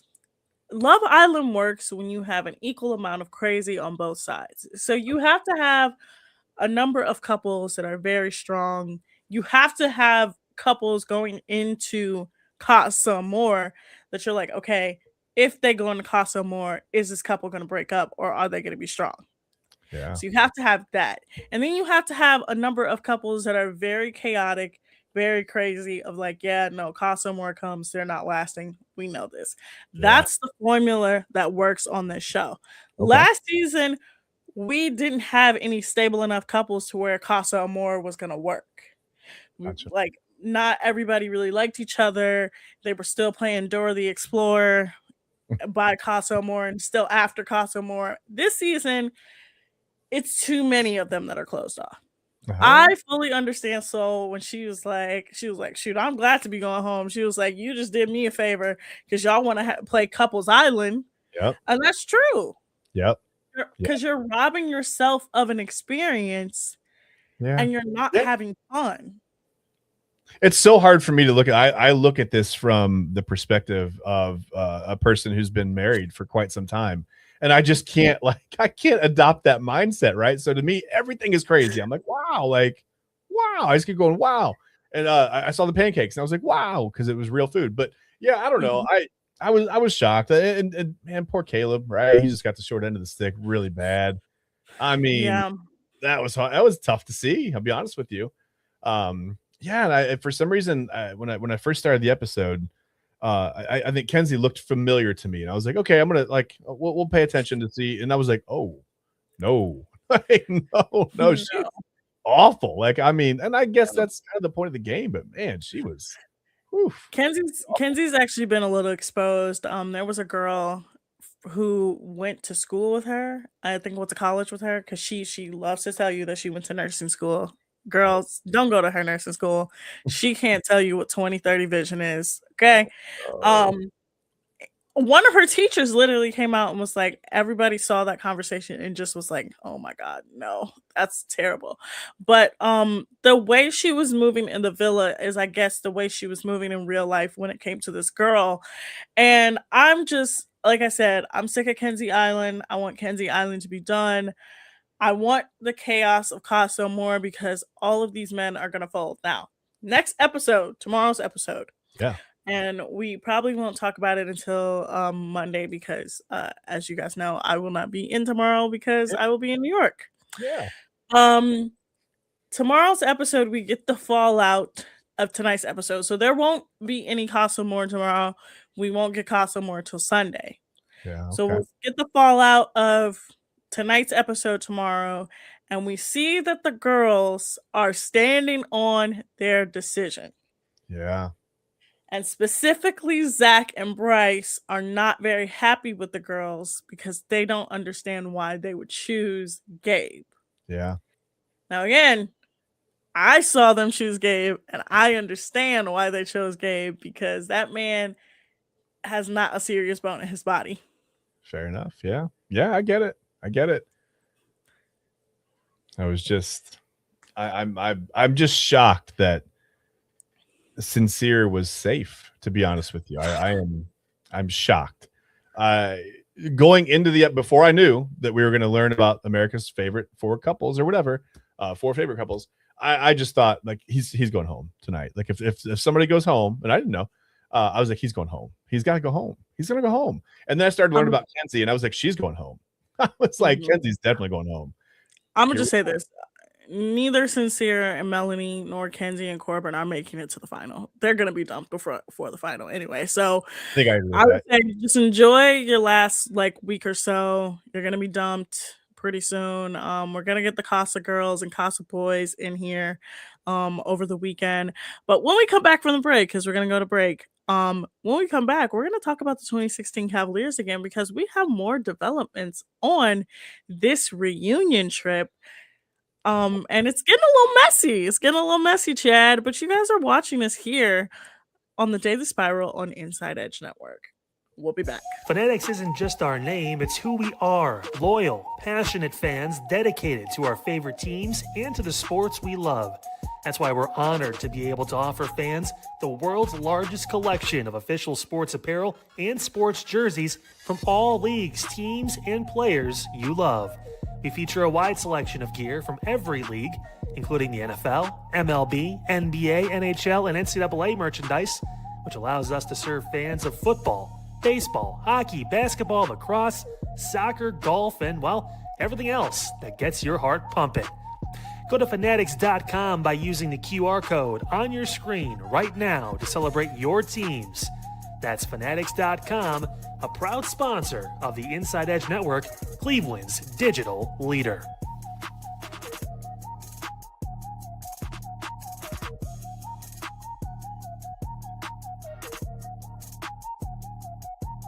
Small business owners are superheroes, but nowadays running your business means doing so inside your shop and on social media. That's why you should make Omega Video Marketing your sidekick. With a decade of content creation experience, I create dynamic, informative, and fun videos for your specific social needs that will increase brand awareness, get you more followers, and keep your social pages and websites current and fresh. I offer flexible pricing and turn times and will work with you to understand your brand and your story.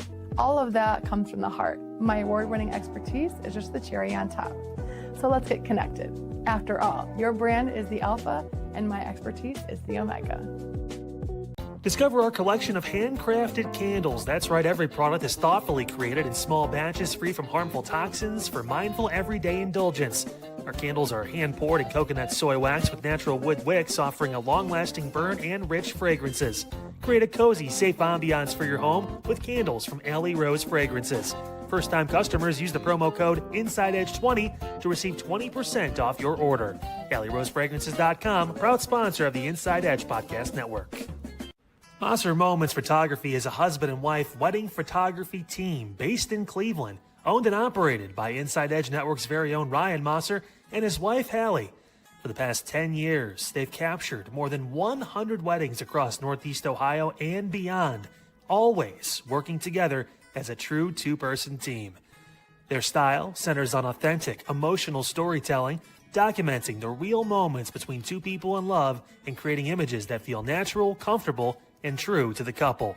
Rooted in Northern Ohio but inspired by their travels, Ryan and Hallie bring a warm, personal approach to every wedding day. Their work blends experience, consistency, and a genuine passion for helping couples relive their best day through timeless photography. Learn more at MosserMomentsPhotography.com by using the QR code on your screen right now. MosserMomentsPhotography.com, a proud sponsor of the Inside Edge Network, Cleveland's digital leader.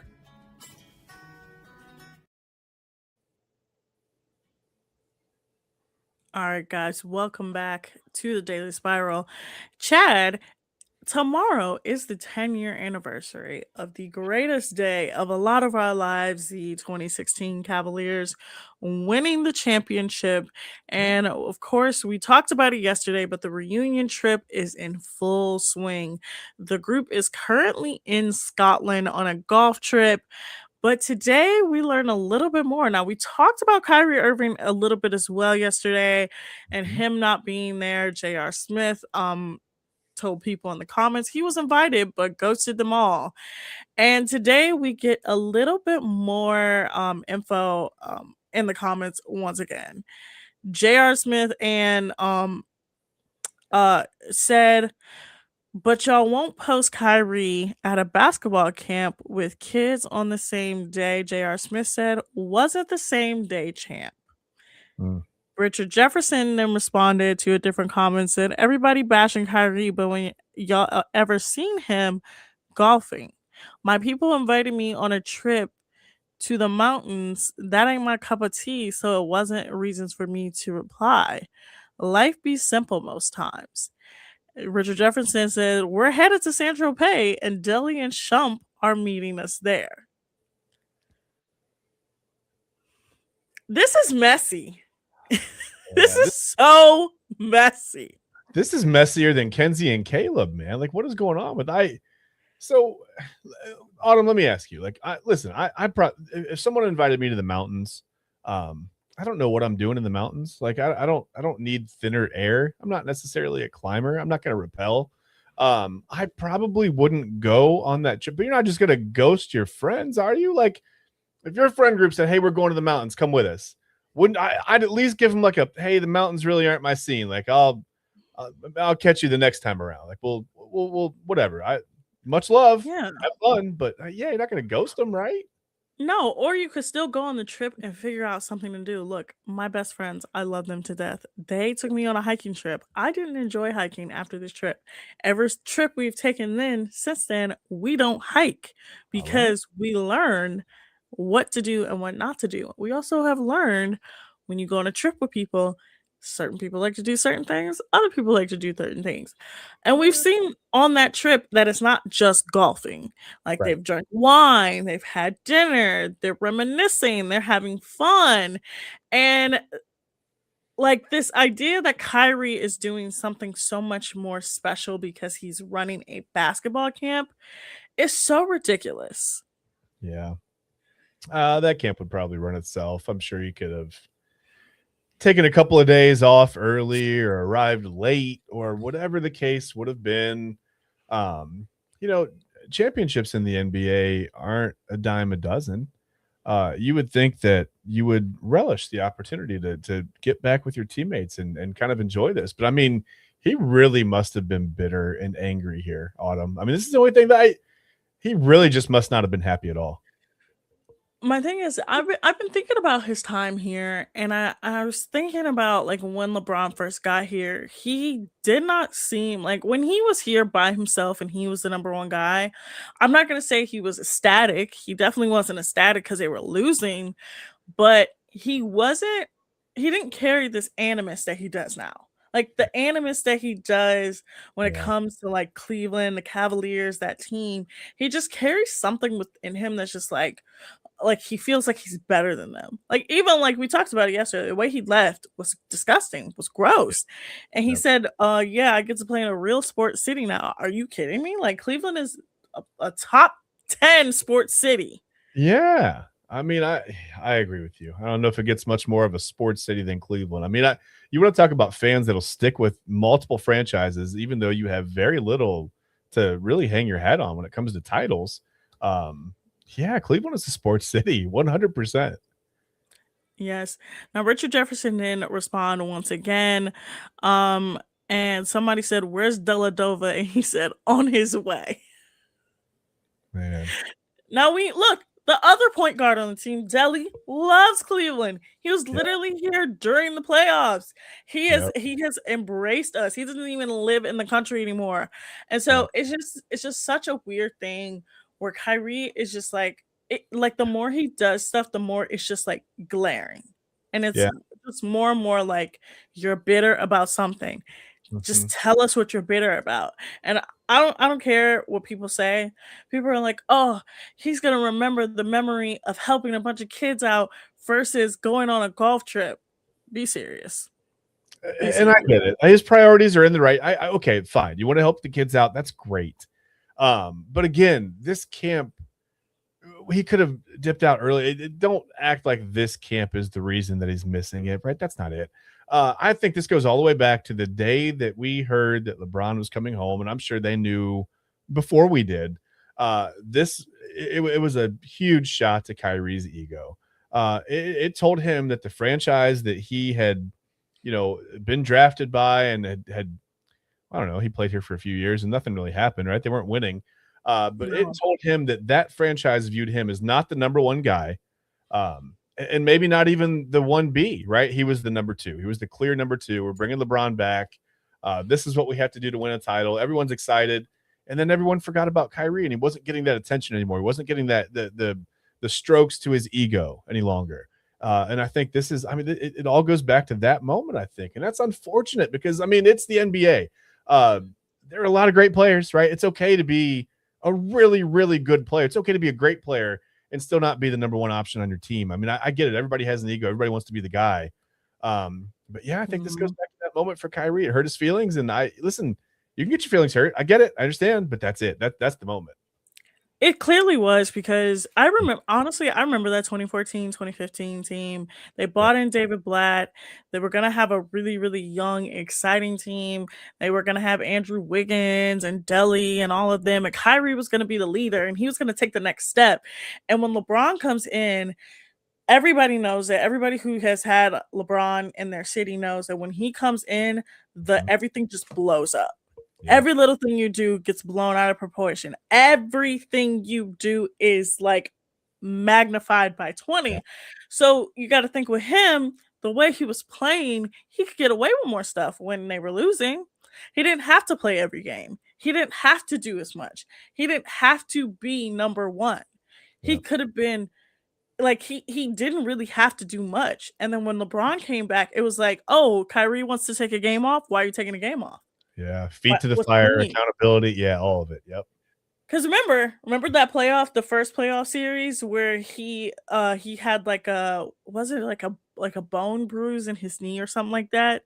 Yeah. Like something was wrong with his knee, but it wasn't anything like earth shattering. Yeah. And I remember LeBron was like, I had to tell him just to play through it. I had to teach him to play through it because he was just so used to not playing through injuries. Yeah. Yeah. Well, he came out of Duke with the toe, right? I mean, this was our first taste of Kyrie Irving. Like, we didn't know how effective or how much he would, what we didn't know because he played so little at Duke because of the toe. I don't remember if it was a turf toe or exactly what happened, but yeah, I mean, that was the first kind of knock on him, is like, well, we don't really know where his toughness level is because, he had this injury and it immediately shut him down. He didn't play through it. He didn't do anything. So yeah, that was the first knock on him. And, listen, he contributed to the title as much as, anybody here. I don't want to take anything away from him. I think it's a little bit of revisionist history when people go back, well, you wouldn't have won the title without Kyrie. He hit the shot. That's the whole reason for the title. Okay. Yes, he did hit the shot. And yeah, he had some huge games in those finals. Of course he did. But to say that we could have done it without LeBron here is insane. It's insane. That wouldn't have happened. They wouldn't have been in the finals. They wouldn't have been in the playoffs, most likely. So, yeah, and I think that just again, I mean, we talk. I think a lot of people use the analogy Batman and Robin, right? And Kyrie he became Robin when Batman came back, and I don't think he liked it. And no, sometimes I think you just shut up and you go about your work and you win championships. They could have won multiple championships here. Especially when they brought Kevin Love in and made it Love Island. Huh? But no, I don't know. I think they had a great thing going. They had a nice core, and then Kyrie's ego blew it up, and what happened in 2018 happened, and then that was it. Yeah, I think about if the Warriors would have never went and got Kevin Durant, and that 2017 finals was the finals that was going to decide who was like clearly the better team, and then they got Kevin Durant, and that just kind of was like, well, Golden State was clearly going to be the better team because you were literally the most winningest friend. Like, you literally won the most games in a season. Coming off of 73 wins, and then they add Kevin Durant. That was ridiculous. Yeah, it was ridiculous. Yeah, so that was something that we all kind of knew was going to happen. But even then, that season, I think about it, I'm like, you could tell Kyrie's heart, like, that last season just wasn't in it anymore. And you could tell that he just was not like focused enough. And when he forced his way out, because I also remember like LeBron kind of blamed the franchise for how they handled it. And I'm like, as someone that worked for the franchise at that time, it was very much Kyrie. It was not a franchise decision. It was very much Kyrie forced himself out of Cleveland. They wouldn't have wanted to trade him for any reason unless he made it, inevitable. I mean, he really did. I mean, you had to trade him. You had no choice. Yes.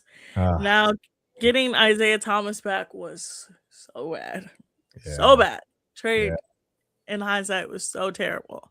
Awful. Still made the finals, but so terrible. And even then, Kyrie didn't even play. He didn't even play for Boston because he got hurt again.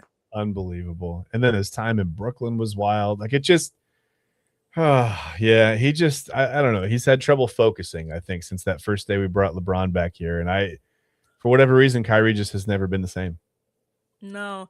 Now, Richard Jefferson and J.R. Smith were on Richard Jefferson's YouTube show. If you guys don't know, Richard Jefferson has a very, very popular YouTube show called The Richard Jefferson Show.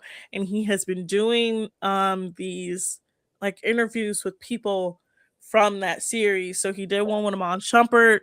He just did one with J.R. Smith. He's done one with Kevin Love. He did one with Andre Iguodala. I think he's supposed to do one with Draymond Green. But the one with J.R. Smith has been interesting because we do get a little peek behind Game 7. I wanna talk about this a little before we go to break, and then we talk about some other stuff after. He talked about Game 7 and how Ty Lue came up to LeBron and said, LeBron, I need you to do more. And they all looked at Ty Lue like, what are you talking about? He was like, LeBron, I just need you to do more.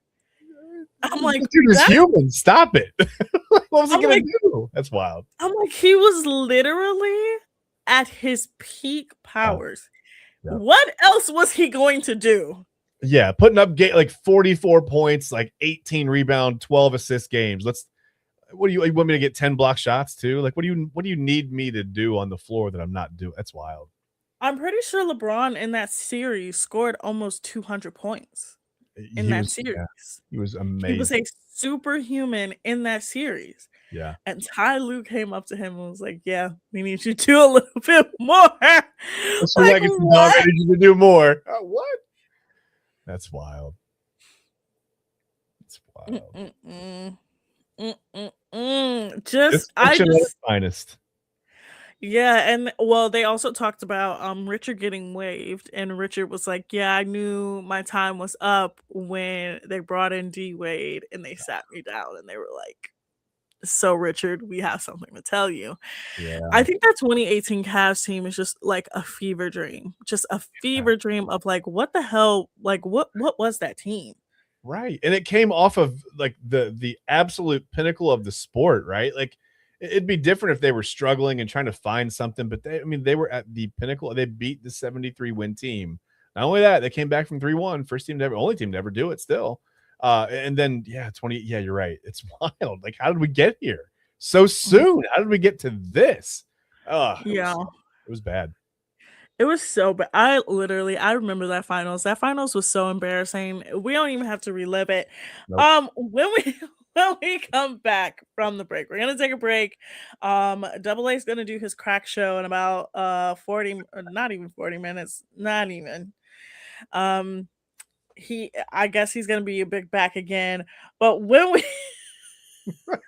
when we come back, we are going to talk about the World Cup, and we're going to talk about something I found surprising.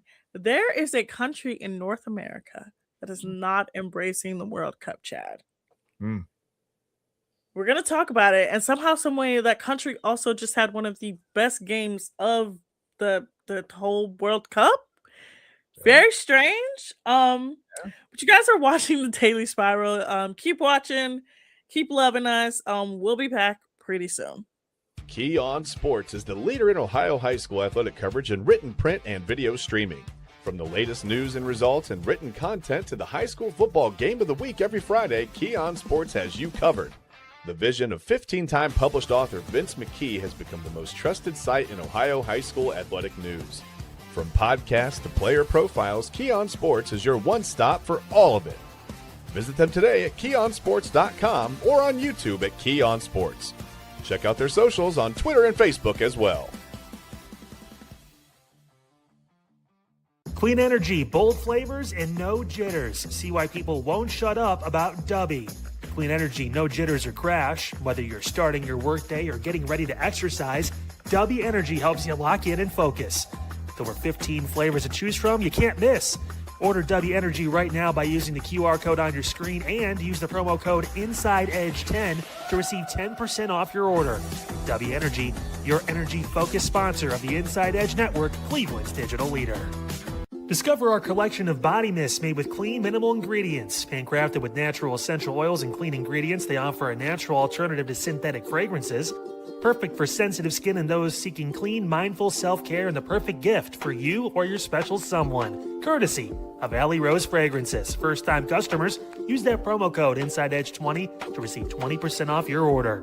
AlleyRoseFragrances.com, a proud sponsor of the Inside Edge Network, Cleveland's digital leader. Whether searching for a baseball autographed by your favorite World Series slugger, a signed football by an iconic Hall of Famer, or the jersey of a world-famous soccer star, you've come to the right place.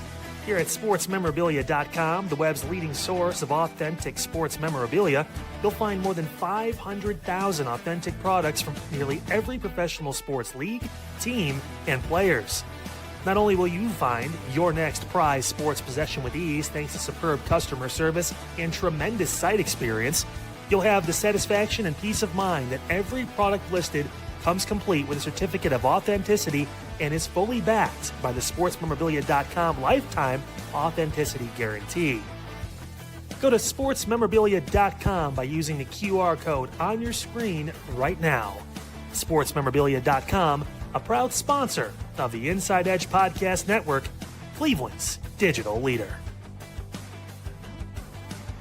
Find us on InsideEdgeNetwork.com for the latest information on your favorite shows, personalities, and network partners. Plus, guess what? We have a merch shop.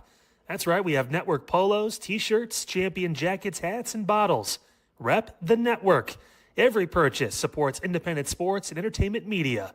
Use the QR code on your screen right now to check out InsideEdgeNetwork.com. That's InsideEdgeNetwork.com. What's going on, Inside Edge Network? Yeah, this is Omar Klessel from the morning show. We had a jam-packed one for you. What the hell happened to Portugal? I don't know. Well, I actually kind of do know. So you're going to have to check us out for that. We also talked Gutty Mac. Yes, Gutty Mac. We went in depth where he's going to be, what he's doing right now, and where he's going to be at. So check that segment out as well. And Thursday Media Throwback. We had an awesome chat about Tremors. Yeah, if you've never seen Tremors before, check it out. It's a good series. So really jam-packed for you, one for you this Thursday. Make sure you check us out. InsideEdgeNetwork.com is where you can find us. Keep it locked in here. We got a great Thursday here for you. Hey guys, awesome show today on Unfiltered. Went through a variety of different topics. Talked about the Iran deal being signed by President Trump with one and only Jake Underwood. Great interview. Make sure you guys check that out when you get the chance. Also talked about some good news out of the city of Parma. Finally got that water basin finished over by York and Pleasant Valley. So many people getting flooded houses. Not anymore. Thanks to that, they can breathe a sigh of relief. Some upgrades to the infrastructure. We love to talk about that. Hey, tomorrow on the show, lots of news and notes. We'll talk about the 10-year anniversary of the Cavs championship back in 2016. And it's time. Meme of the week. Unfiltered meme of the week. Right here on Unfiltered tomorrow, 5 p.m. right here on the Inside Edge Network. All right, welcome back, guys, to the Daily Spiral. Chad, the World Cup is going on. Now, I've talked about this all week. My favorite trend of the World Cup so far is everybody embracing American culture. And when I say embracing American culture, I mean by going to Chick-fil-A, Chipotle, Waffle House.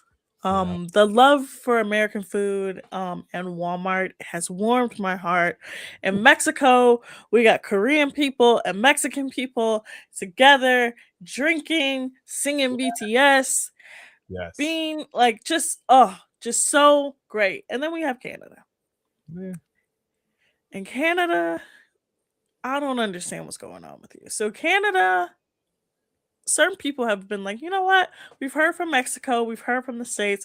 Well, let's check on Canada. Why is Canada not messing with the World Cup? These people don't like that the World Cup is in Canada. What is going on, Chad? I think they don't want to be affiliated with us. Listen, they've got, we're telling them we're going to make them the 51st state, right? And they're like, whoa, we don't want to hear that, right? That's not what we're doing here.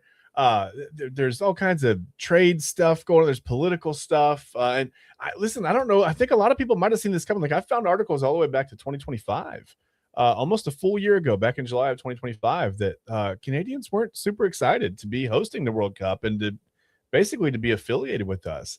But to piggyback on some of the positive stuff that you've said, did you see the TSA had to make a statement on ranch because apparently there's no ranch dressing anywhere outside the United States. So people from overseas, they're packing ranch away and they're trying to sneak it onto planes or whatever. Ranch is pretty good. But I do see not Team Norway, but the Norwegian fans doing the row up the escalator.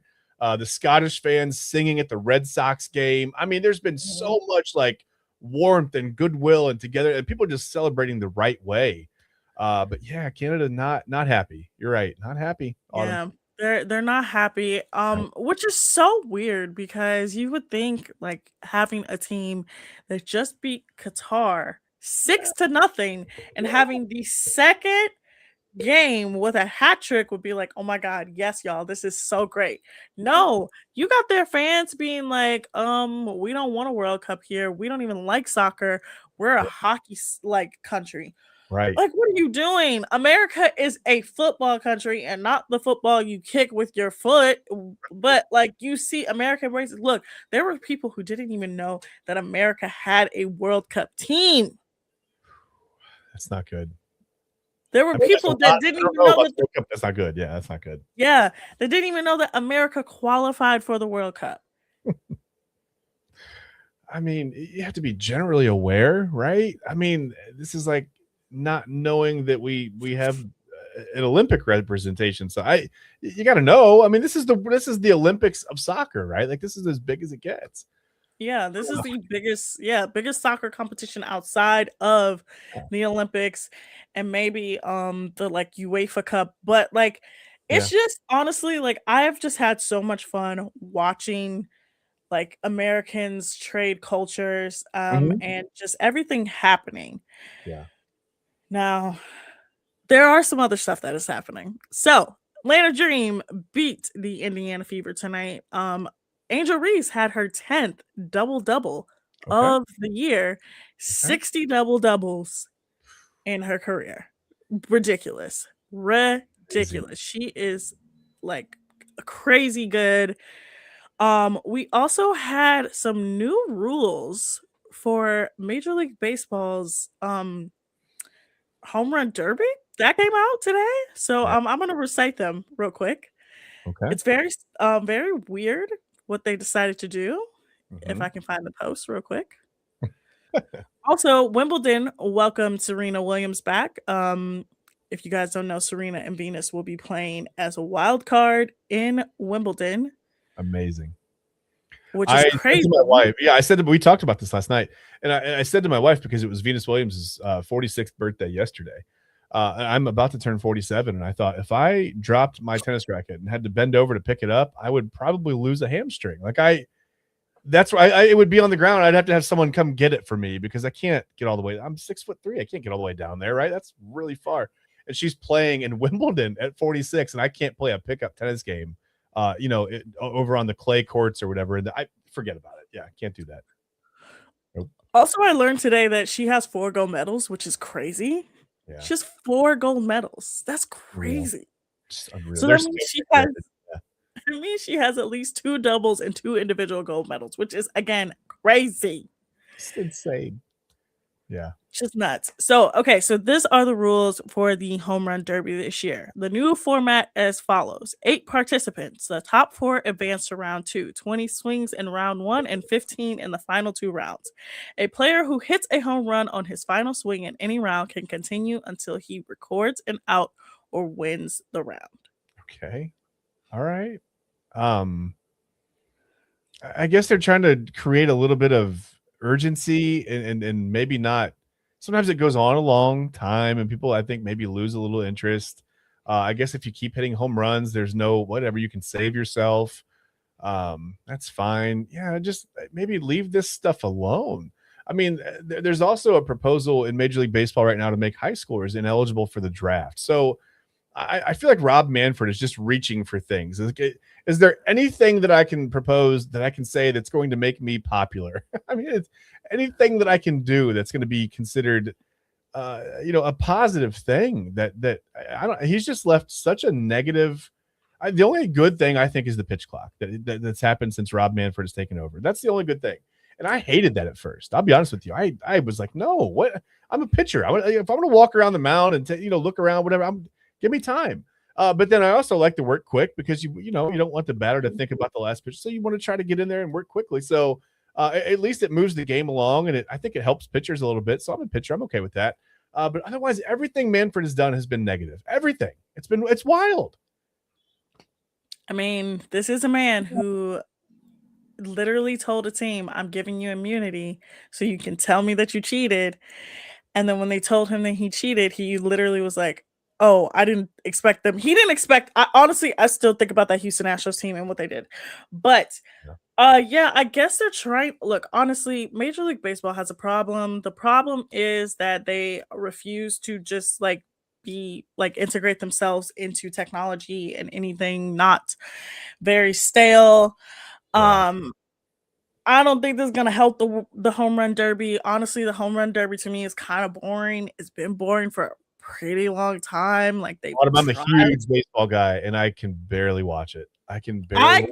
I love baseball. Baseball is my favorite sport. I Yeah. can't do it anymore, Chad. I literally sit there and I'm like, this is so like it's aggravating. And I know they've tried with ABS. I know they've tried so much stuff, Mhm. but it's just like I can't do it, man. I cannot do it. It Yeah. has been just one thing after the other. And I'm just like, I know you want to try.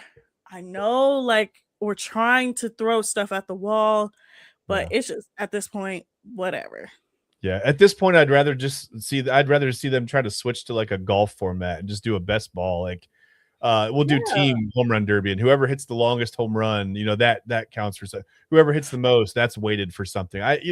Anything but what they're doing. It's awful. I agree with you. I love baseball. Autumn. I mean, I played baseball for years. I have a hard time with the home run derby. It's very boring to me. I'm sorry. It It's is. just the game in general. Like I get they're trying to fix it with the thing with the ABS, and they tried with pitch clock. The pitch clock has worked. They've also tried with the runner on second. Yeah. During the extra, it's just they've tried so much that it's just not helping and it's not sticking. Well, and when you Um, tinker, you don't know what works and what doesn't. You just keep changing everything. You got to stick with one thing for a while. And if that, yeah. yeah. So that's pretty much it. Oh, and then Nick Chubb came out today. He did an interview. He's talked about Cleveland. He kind of said never say never. I really don't look. Browns are the Browns. They fucked up that Nick Chubb stuff. That's all I kind of got to say about the Browns. Like honestly, it's the off season. Like they really can't do much else to piss me off. I mean, Oh, don't say that. Don't say it. Find wood to knock on. Don't say. They'll find a way. Autumn, they'll find a way. It'll come down Friday. Tomorrow's Friday. Friday at 4:00 will come the press release from the Browns that will piss you off more. I promise you. yes, yes, yes, yes. But Chad, it's time for the good spiral and the bad spiral. All right. Good spiral. The spiral that you need to go down, the rabbit hole that you need to embrace. Once again, I'm going to choose the 2016 Cleveland Cavaliers.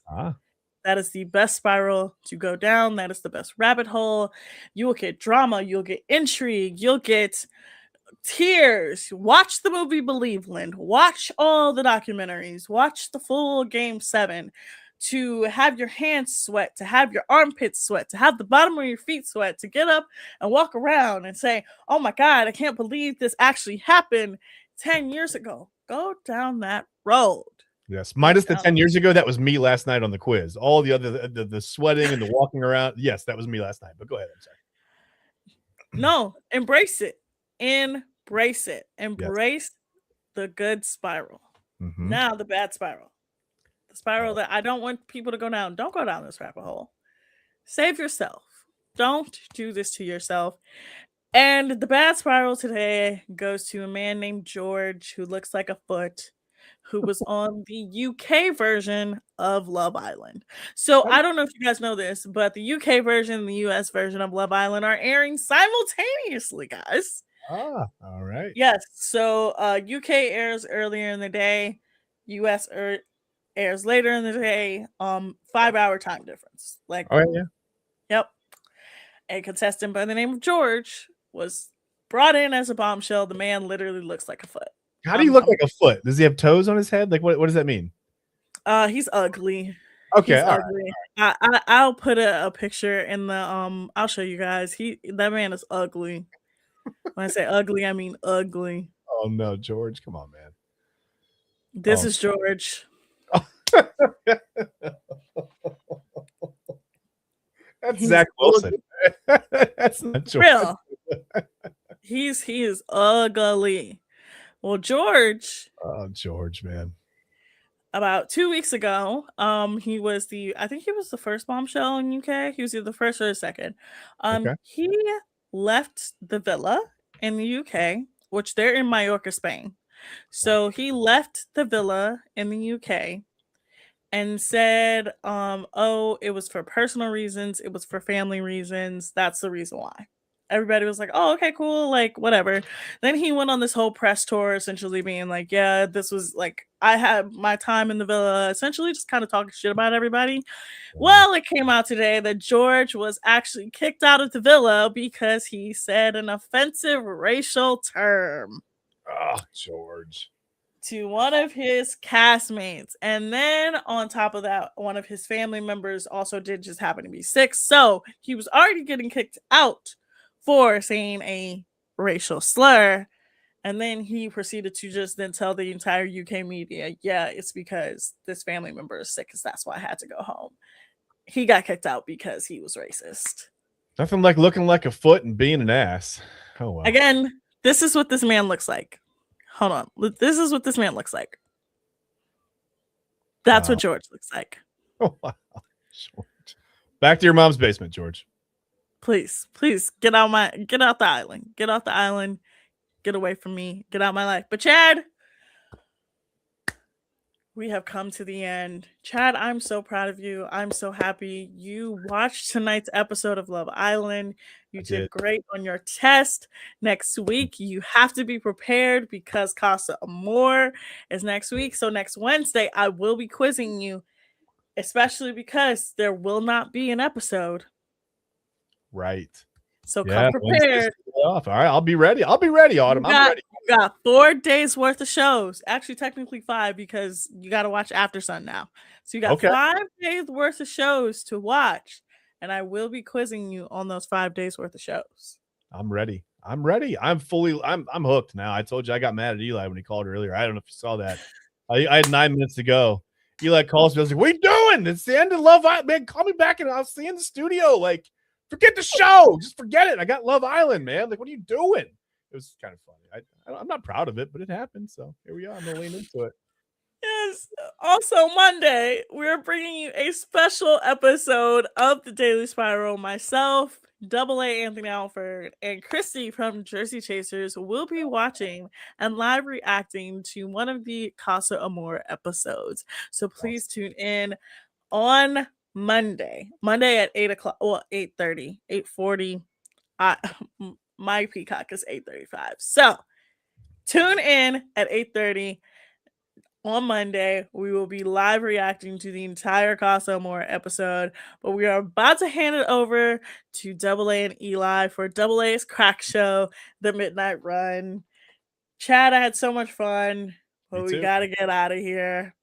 Thank you guys for watching. Yeah, we're getting kicked out. Thank you guys for watching The Daily Spiral. You made my first week so much fun. I will see you on Monday. Oh, you're not safe, buddy. Listen here. Oh, no. Listen here. You're not safe.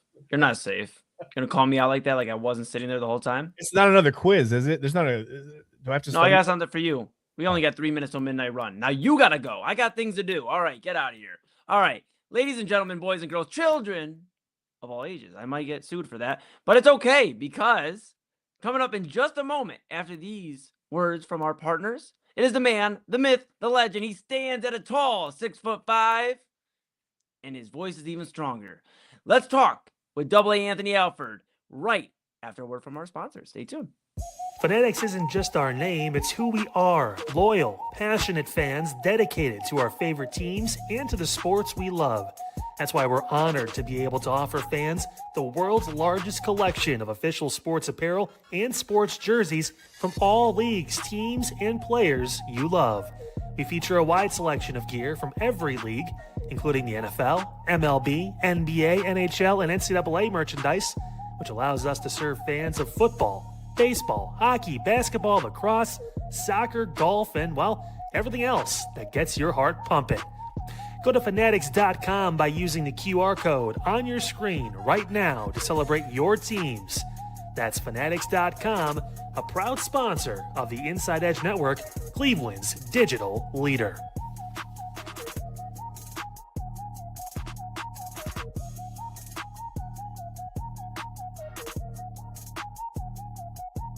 Small business owners are superheroes, but nowadays running your business means doing so inside your shop and on social media. That's why you should make Omega Video Marketing your sidekick. With a decade of content creation experience, I create dynamic, informative, and fun videos for your specific social needs that will increase brand awareness, get you more followers, and keep your social pages and websites current and fresh. I offer flexible pricing and turn times and will work with you to understand your brand and your story.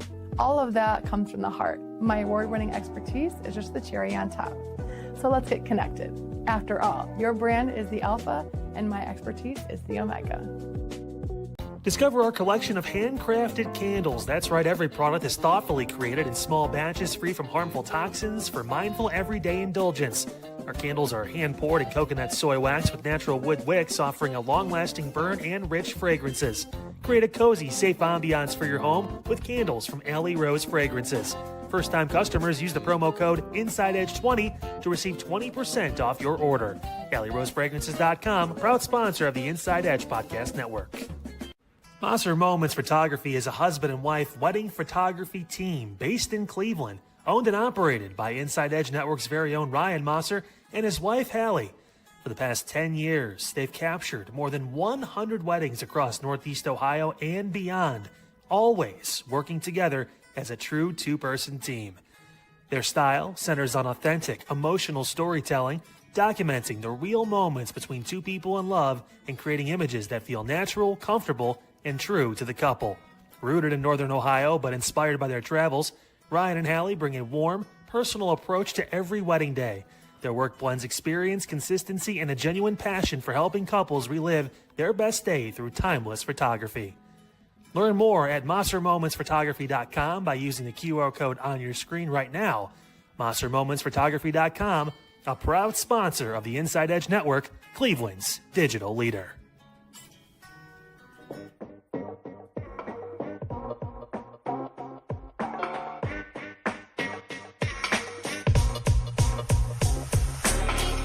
This is Midnight Run on the Inside Edge Network. Here's your host, Anthony Alford.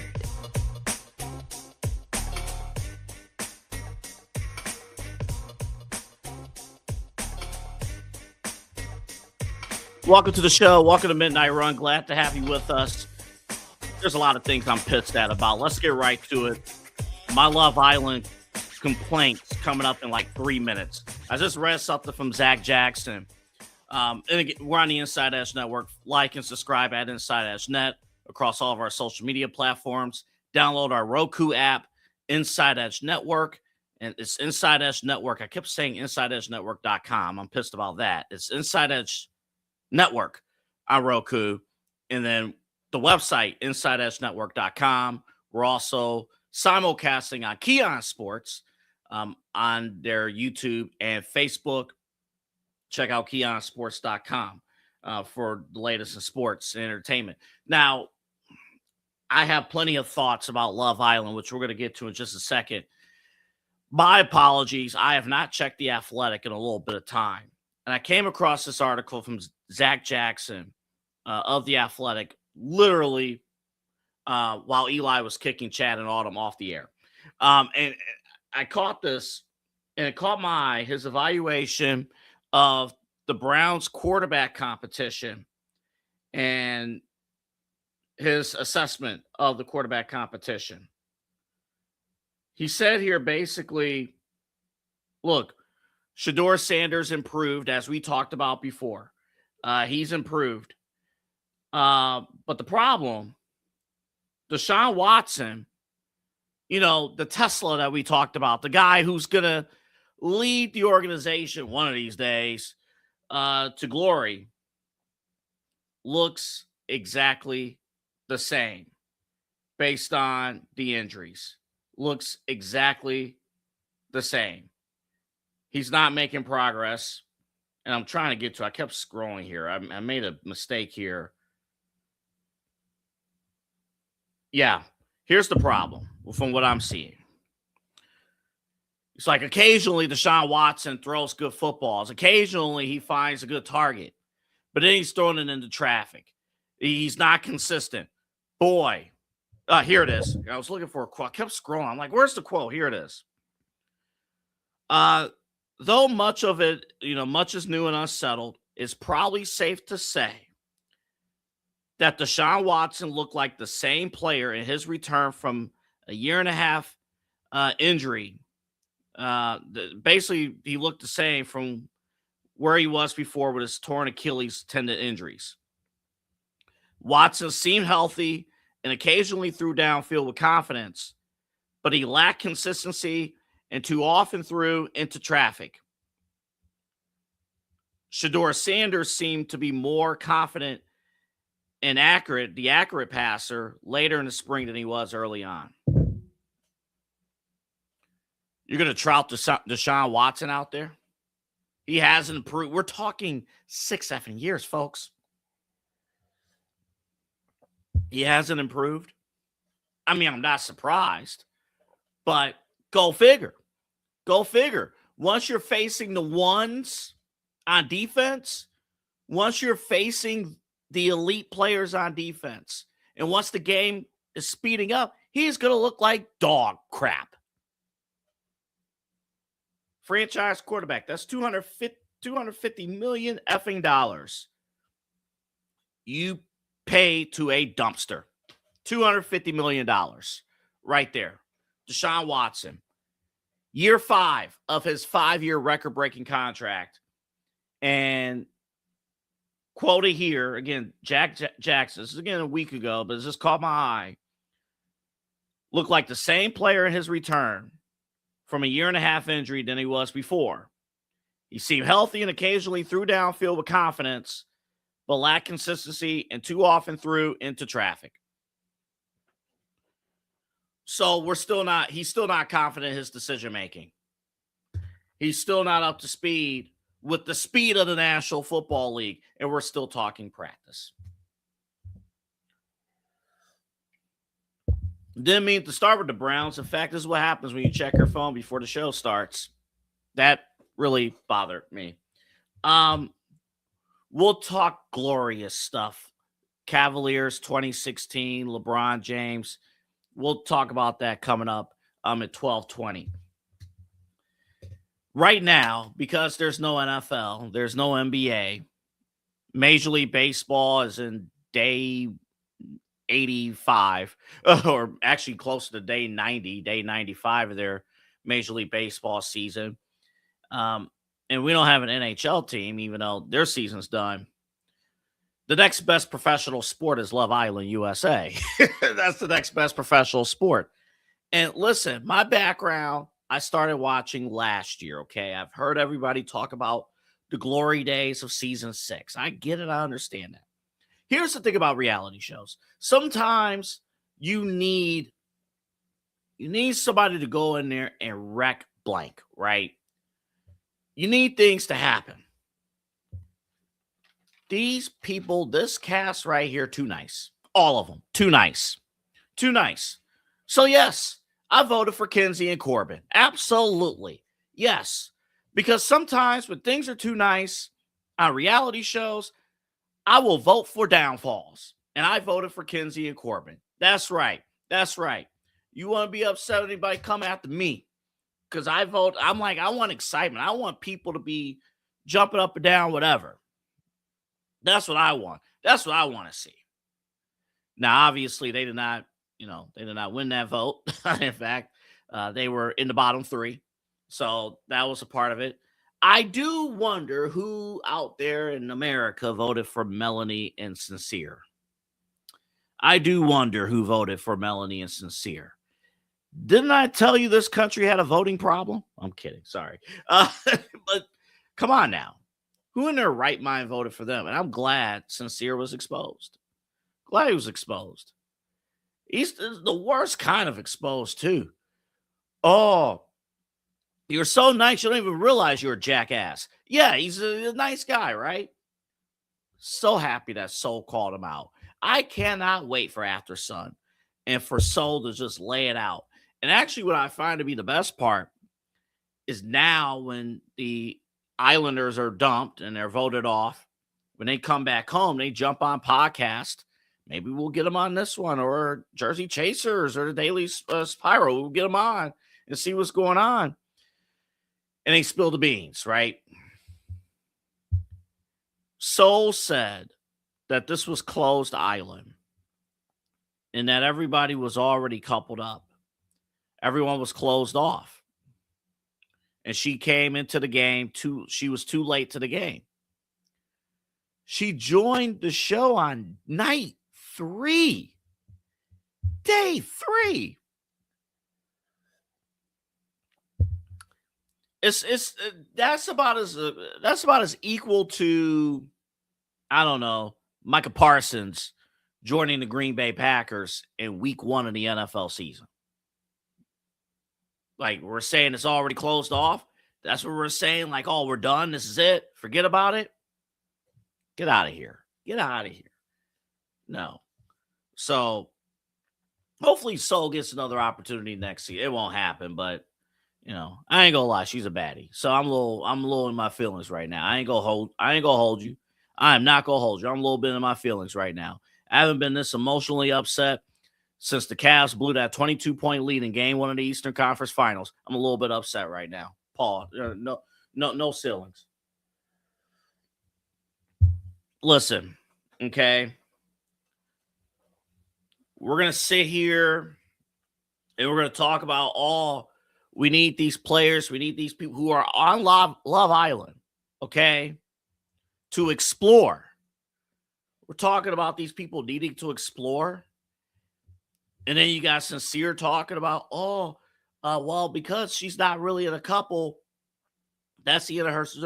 You can go home. Matter of fact, you get the hell out of my villa right now. You get out. What you doing? You got heat with the boys, my friend. You got heat. You get the hell out of my villa right now. Oh, I'm locked in now. What do you think? I was going to come in and break down Big 3 basketball? Get the hell out of here. No. No.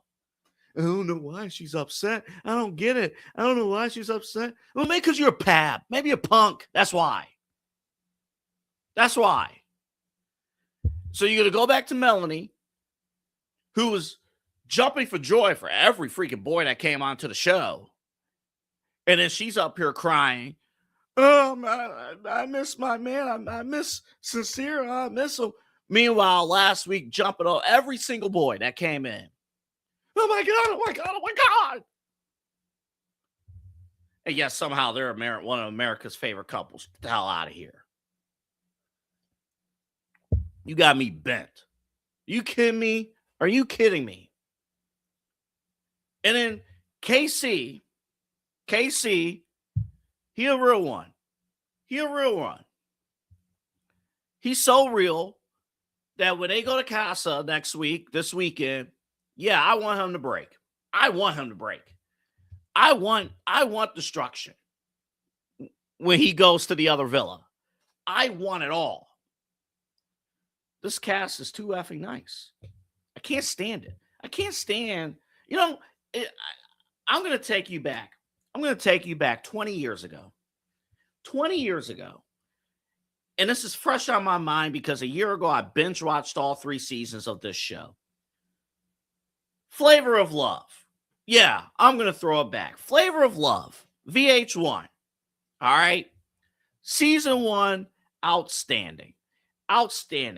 The peak trash reality television. Flavor Flav, his big ass clock, 20 women who pretty much had no interest, but as television, they showed it. Everybody was in for the fun. Hoops won the show, but the star of the show was New York. Miss New York and her mother was the stars of the show. Season 2 comes around. Season 2, not that bad. Not as good as season 1. So what did they do? When it came down to the finals, Final 5, guess who they brought back? Miss New York. Ladies and gentlemen, it's time for this cast, or it's time for Love Island, the producers. It's time for them to reach out and get Ace back on the show right now. It's time to get Ace back on the show. Because all these women on the show, they want to cry and keep their guys on lockdown. Forget all that. Get Ace on the show right now. Because I need these guys, other than Charlie's brother. He can go home too. I'm not, forget about Zach, Charlie. Bro, he go home. He get the hell out of my villa too. But you got all these other guys playing it safe or whatever. Get Ace in there. These people, every single person on this effing show needs a fire lit up their ass. They need something. Are you kidding me right now? What are we doing? You're on television. Embrace this. What do you think? You're going to go back? Oh, last year we were rooting for a Maya to lock it down. Like, oh, that's going to be a great couple. They broke up the moment the show ended. Come on now. Think about this. You went through 85 effing questions to be on this show. And we're going to be sitting here locking down. Oh, and by the way, I didn't even have time. I only got like a minute left in this segment. I don't even have time to get into, so the girls sitting there and they're looking at the guys up there that's left. You know, Caleb, God bless Caleb. He's a he's a kid. He's a child. I know they say Corbin is too. Caleb is a child, okay? I understand you got to do what you need to do. You're looking at Gabe because Gabe got some extracurricular activities the last like 3 nights. Oh, he needs to go because he didn't explore. Hell out of here. Other than that, tonight's episode was fantastic. When we come back on Midnight Run, man, that pissed me off. And then these producers are trying to jump in. It's like, oh, we need to do this, whatever. Figure it out. What are you doing? I wish I got some more tonight. But we gotta wait. They can't even do Sting It Out business because they're gonna be. I love you very much. I love you. But when we lock in each other's eyes, we get lost in it. I get lost in it. It's so beautiful. Take a break. Come back after this. We'll talk LeBron the 2016 Cavs. This series blew a 22-point lead. We'll be back. Key On Sports is the leader in Ohio high school athletic coverage in written, print, and video streaming. From the latest news and results and written content to the high school football game of the week every Friday, Key On Sports has you covered. The vision of 15-time published author Vince McKee has become the most trusted site in Ohio high school athletic news. From podcasts to player profiles, Key On Sports is your one-stop for all of it. Visit them today at keyonsports.com or on YouTube at Key On Sports. Check out their socials on Twitter and Facebook as well. Clean energy, bold flavors, and no jitters. See why people won't shut up about Dubby. Clean energy, no jitters or crash. Whether you're starting your workday or getting ready to exercise, Dubby Energy helps you lock in and focus. With over 15 flavors to choose from, you can't miss. Order Dubby Energy right now by using the QR code on your screen and use the promo code InsideEdge10 to receive 10% off your order. Dubby Energy, your energy-focused sponsor of the Inside Edge Network, Cleveland's digital leader. Discover our collection of body mists made with clean, minimal ingredients. Handcrafted with natural essential oils and clean ingredients, they offer a natural alternative to synthetic fragrances. Perfect for sensitive skin and those seeking clean, mindful self-care, and the perfect gift for you or your special someone. Courtesy of Alley Rose Fragrances. First-time customers, use that promo code InsideEdge20 to receive 20% off your order. AlleyRoseFragrances.com, a proud sponsor of the Inside Edge Network, Cleveland's digital leader. Whether searching for a baseball autographed by your favorite World Series slugger, a signed football by an iconic Hall of Famer, or the jersey of a world-famous soccer star, you've come to the right place. Here at SportsMemorabilia.com, the web's leading source of authentic sports memorabilia, you'll find more than 500,000 authentic products from nearly every professional sports league, team, and players. Not only will you find your next prized sports possession with ease thanks to superb customer service and tremendous site experience, you'll have the satisfaction and peace of mind that every product listed comes complete with a certificate of authenticity and is fully backed by the SportsMemorabilia.com lifetime authenticity guarantee. Go to SportsMemorabilia.com by using the QR code on your screen right now. SportsMemorabilia.com, a proud sponsor of the Inside Edge Podcast Network, Cleveland's digital leader. Find us on InsideEdgeNetwork.com for the latest information on your favorite shows, personalities, and network partners. Plus, guess what? We have a merch shop. That's right, we have network polos, t-shirts, champion jackets, hats, and bottles. Rep the network. Every purchase supports independent sports and entertainment media.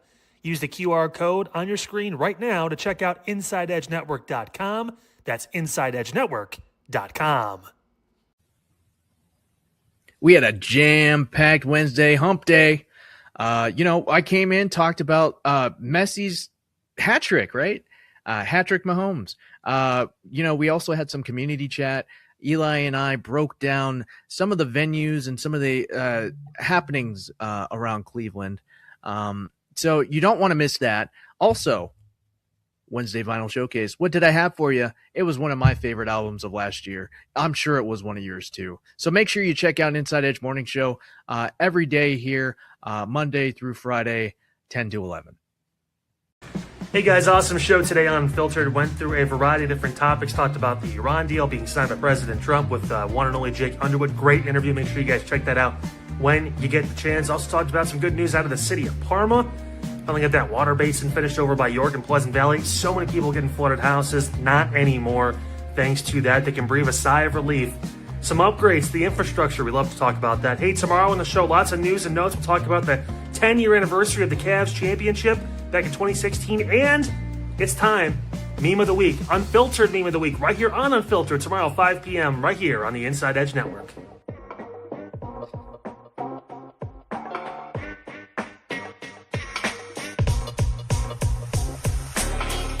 This is Midnight Run on the Inside Edge Network.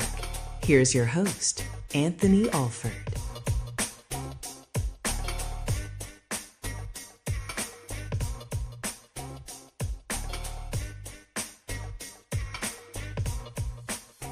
I saw some good memes in our network daily show thread today. I saw some good ones there. I know Kyle will have that for you coming up later today. In fact, myself, Eli, and Kyle, we will be at downtown Cleveland. Tentative plans to be at downtown Cleveland for the Cavaliers 2016 championship celebration. Before we get to that, let me go ahead and bring in Mr. Eli Moon. I haven't seen this in a couple days. It's been a minute. Double, I got an announcement for you, actually, before we get started. I know you're usually the major programming announcement. Major program announcement. My mom, Mama Moon, brought Dots Homestyle Pretzels. Who, if you're listening, Dots, whoever does your marketing, we'd love to have you as aboard as one of our partners. As we all know, and the network will, the audience will get to know more and more. I've been pretty clear that I'm not a hot sauce kind of guy. I'm not a hot food type of guy. It's muy caliente, as they say. Yeah. What did you just say? I think that means very hot. I'm gonna double check myself, make sure I didn't swear. But I think it means. Hold on, now you got me worried. Muy caliente. Yes, very hot. You're fine. We played a Shump clip yesterday. I was worried doing that. We played. I apologize. I did not realize there were some words in those clips. Never mind. Go ahead, man. Hey, it's midnight, So I got these Dots pretzels, and very grateful for Mom Moon. She made me some spaghetti too. I gotta actually heat up. I didn't get a chance to make it before the show. But she got me buffalo, and I know buffalo to the average person out there that likes hot is like mild. Buffalo to me is like I'm on hot ones. Buffalo's hot. No, buffalo's hot. Yeah, it's hot. I mean, I've gone through 2 caffeinated beverages, and I've gone through 2 thirst-quenching drinks you would drink on a sports field. And I will say that because I'm not giving free plug.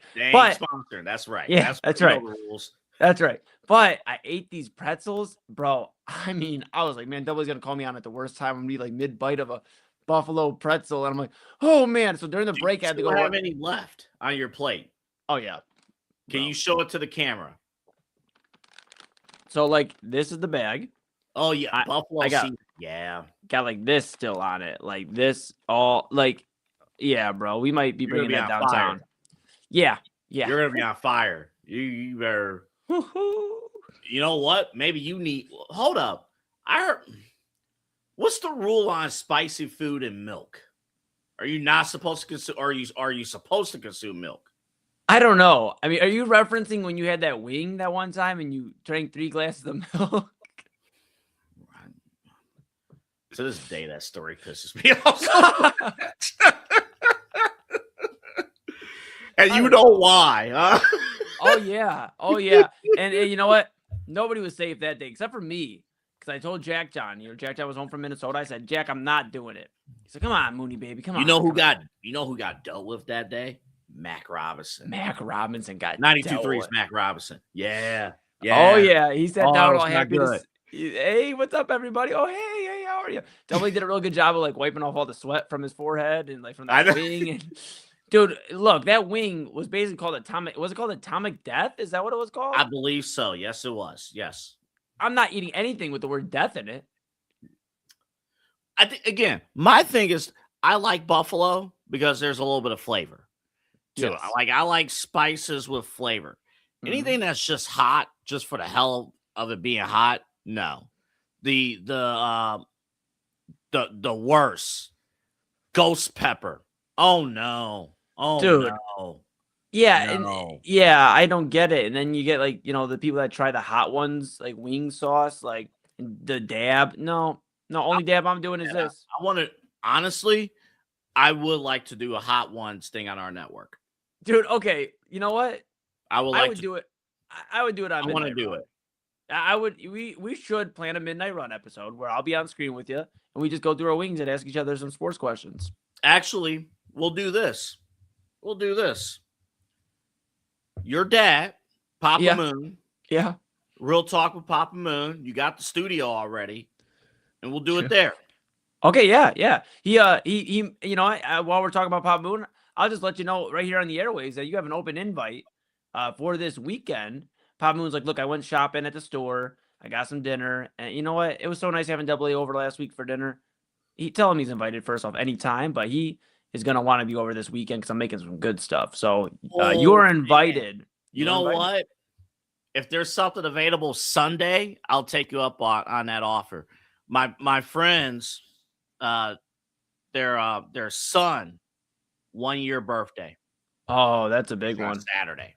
That's a big one. Yeah, that's a big one. Can't miss that. In fact, this whole weekend is going to be. I meant to ask you this. This is the actual reason why I brought you on the screen. Yeah. When you hear us talk about Love Island, do you think we sound ridiculous?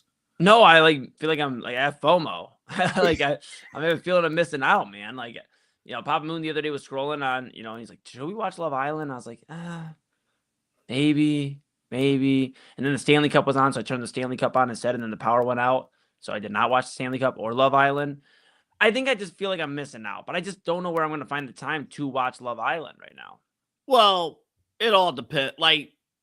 For me, it works because it's really in the dead period of sports. True. Like in prime time. Like, it's always great to talk sports. Every single day, it's always great to talk sports. But, I mean, the Guardians played earlier this afternoon, and things. So, I will say this. Perhaps I have the upper hand on the 11 o'clock show.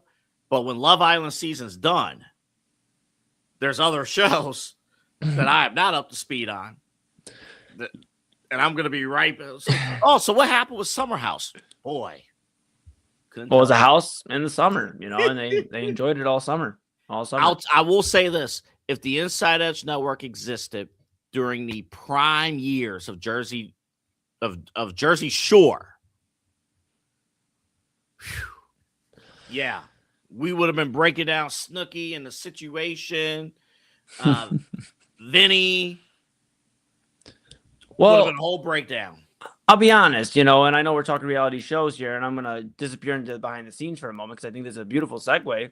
We want to talk about situations. I think there's a 41, 42-year-old that has a situation right now, it seems like. He does, and then I will follow up with this. If there's a team that is fitting of a reality show that people will love and enjoy to watch, it's actually this 2016 Cavs team. And one of the members that was on that team is LeBron James, who is still participating in basketball right now with all the gray and stuff right there, like the gray hair and stuff. Professor Bron, as we call him these days, taking calculus basketball courses, as we could say, or golf. Who knows? Here's the interesting thing. We kind of, it's fun to relive the 2016 Cavs team. We got all day to do it. In fact, I will give you a plug for tomorrow's show. Tomorrow on Midnight Run, we're going to, 75 to 80% of the show is going to be us reminiscing about that whole run. Not just the 2016 team, but everything that went about it, from the team forming to them falling short in 2015. Yes, we're going to talk about Kenny Olynyk. F you. We're going to talk about loose arms, missing arms. But the Cavs championship in 2016. Kevin Durant afterwards joining the Golden State Warriors. We'll get into that. The 2017 finals, if you look back at the four teams during LeBron's second era here in Cleveland, you could make a case the 2017 Cavs were the better team than 2016, but Kevin Durant was just a cheat code. So, that's why the participation comment by the ESPN commentator really pissed me off, because, you're upset that we've had 8 different NBA champions. Okay, so what happened? So what do you want super teams to form again? Is that what we want? Do we want Jalen Brunson to team up with Jaylen Brown and other Jalen's in the NBA? There's a lot of Jalen's in the NBA. That's kind of bothering me. There's a ton of Jalen's, but you want all of them to team up? Come on now. But we'll go through all that tomorrow on Midnight Run. Tonight, I do want to, we have a Cavs story we're going to talk about here, but also I do want to lead here with LeBron. How would a LeBron retirement tour look here in Cleveland? Let's be real about what we're seeing here. We obviously know that the 2016 Cavs celebration is huge. It's going to be fun. It's Juneteenth. So for a good chunk of people here locally, it's a 3-day weekend. It's going to be fantastic. But here's the truth. Rich Paul, he was on with Pat McAfee about a week ago. And he was talking about, it's like they have not had conversations yet about his future. Now, there's one option that we're going to talk heavily about in our next segment, in our new Thursday triple play segment, and that's LeBron with the Golden State Warriors. And hopefully that doesn't come to fruition, but apparently, if you read ESPN articles, that, Tim McMenamin has mentioned, like, that's the second option, Golden State. But Cleveland is always on the table. So how will it look?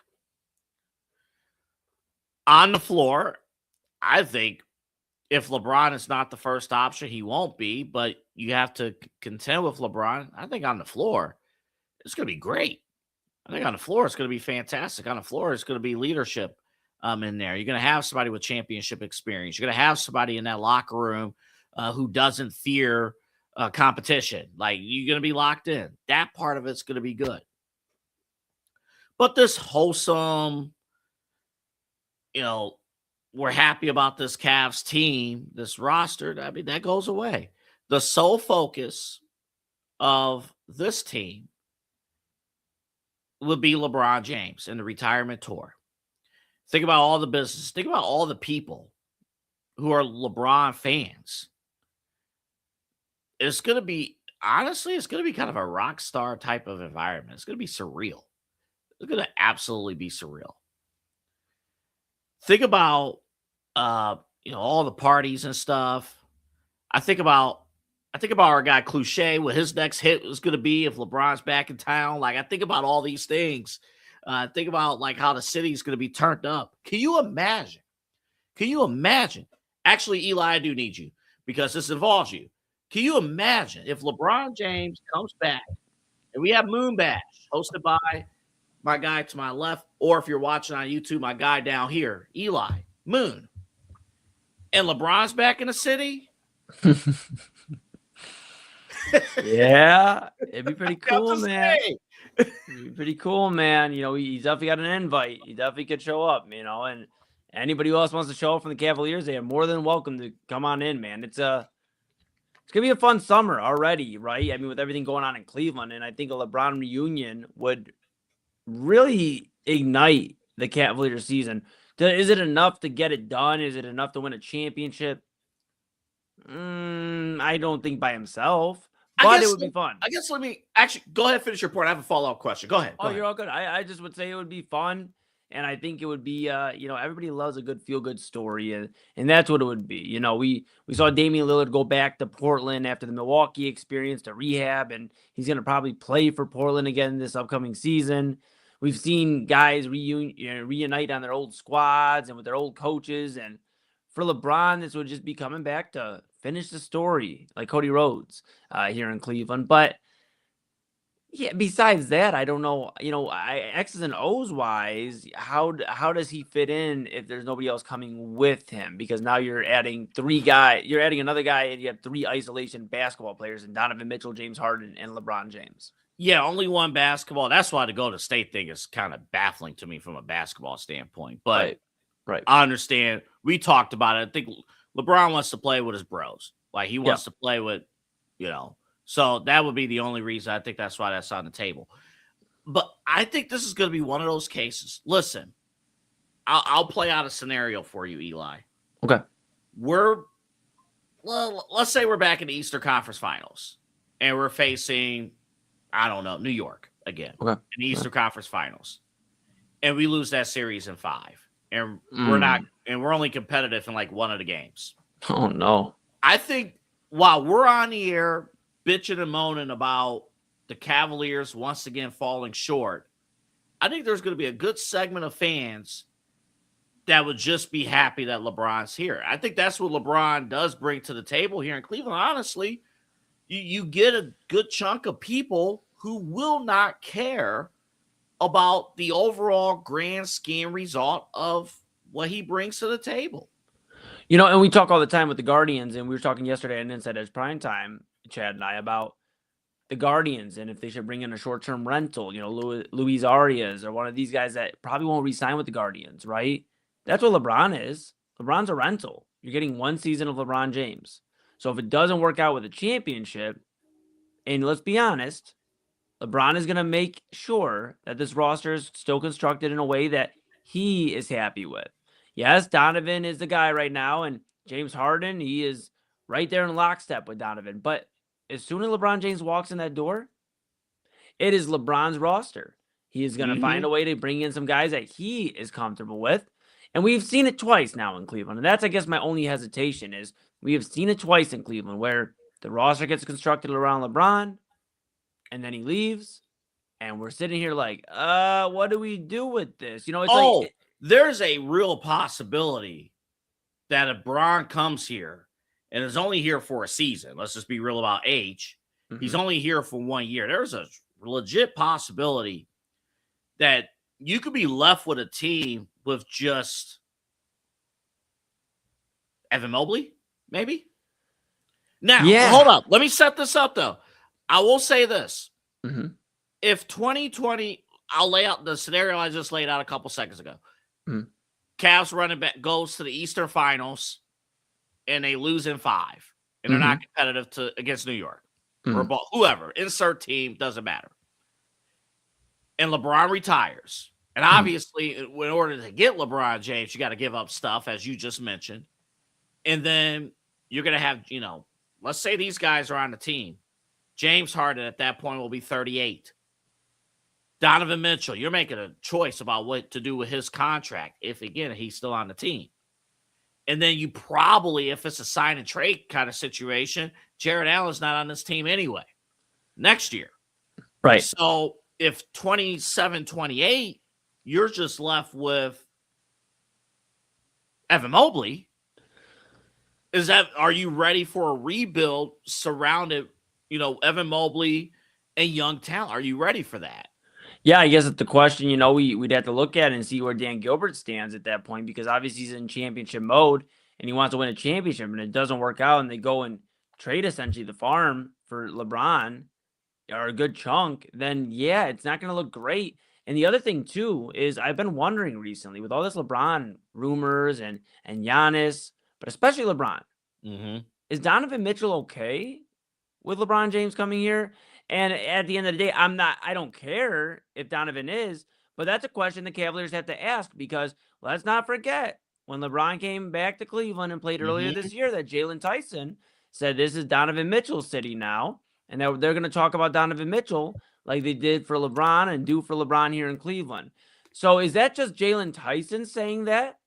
Or was that locker room talk that got out to the public because Jalen Tyson was excited after a win? You wonder where Donovan Mitchell's at. We have spent time in the Daily Spiral with Autumn and Chad. They did a great job right before you here on Midnight Run. And in talking about Kyrie and the distance he has from that 2016 Cavaliers team. And the big reason, and we don't have the clip tonight, but, Iman Shumpert was talking about how Kyrie just wanted to go beat Bron. He wanted to go just get to the chance where he can say, I'm the man and I beat you, and you wonder where Donovan Mitchell's head's at, right? Is he going to be okay with LeBron coming in here and being like, this is my team, follow my lead. And guess what? I helped you get to your title. Or is Donovan Mitchell going to start exploring his options? We've heard from Brian Windhorst on ESPN talking on ESPN Cleveland over there about, hey, just because Donovan doesn't sign an extension, they're still in a good spot. And that sounds nice. And Brian Windhorst does a great job. That sounds like a lot of lip service because to be honest, all lip service, all of it.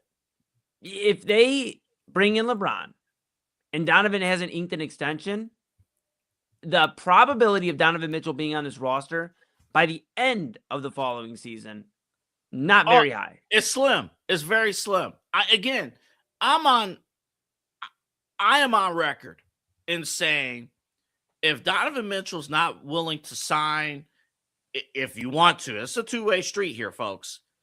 If you don't want Donovan Mitchell long-term, I'm looking to trade him right now.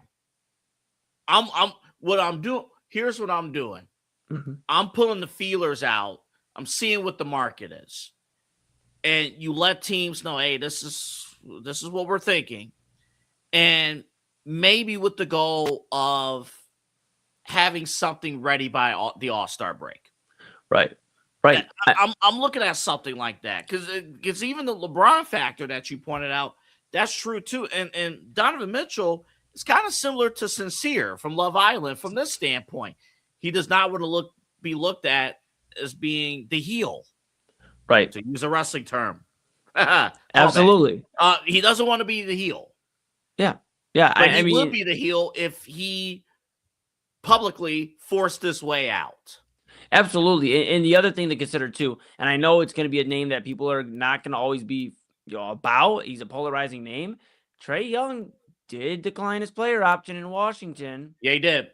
That is interesting. He didn't play a single game in Washington yet. I know they're the front runner per reports, but you wonder, could Trae Young link up with LeBron or Giannis wherever they go? I think it'd be more likely that he teams up with LeBron James wherever he goes. And that would open up the door where you bring Trae Young in, and now James Harden can be the secondary ball handler, and LeBron James is orchestrating there. So there are a lot of different things the Cavaliers can do. Am I saying bringing Trae Young in is the answer? No. But Trae Young wants to win, and that's the one thing I think difference-wise that Donovan and Trae Young don't have. The one similarity they don't have is Trae Young lives for the pressure. Does he always come up to the occasion? Does he handle it all the time? No. But does he love it? Yeah, this was the guy who was getting booed out of Madison Square Garden in a second-round playoff series, his second year in the league. The guy wants to win. It's the guy who sent us home. It's the guy who sent us home during the play-in all those years back. Everybody talks about New York in 2023. I was at downtown Cleveland in 2022 when we had two opportunities to go to the playoffs, and Trae Young sent us home. Yeah. And in our building, sent us home. And I'll say this. I know we got to go to break here in just a moment, Double A. I will say this. Who is Trae Young represented by? Clutch Sports. Clutch Sports. You're exactly right, though. Any move that LeBron, if LeBron, and that's why the safe option is the Lakers, and we buried the lead here on LeBron here. The safe option is the Lakers, but the Lakers, by all indication, most indication, they don't want to sign him to the max. Mm-hmm. And I think both parties know that. It's contract negotiations. They're playing hardball. The Lakers don't need to re-sign LeBron James other than a retirement tour that those fans won't really appreciate. Right. They won't. The selling point is that's your home. You won't have to go anywhere. And it's a good selling point. There's a good shot LeBron stays with the Lakers. There's a good shot. I think there's another shot. I just heard leakage in my bathroom. Oh, no. Oh, no. Ooh. Oh. We got to go to break. I got to check this out. We'll be right back. Key On Sports is the leader in Ohio high school athletic coverage in written, print, and video streaming. From the latest news and results and written content to the high school football game of the week every Friday, Key On Sports has you covered.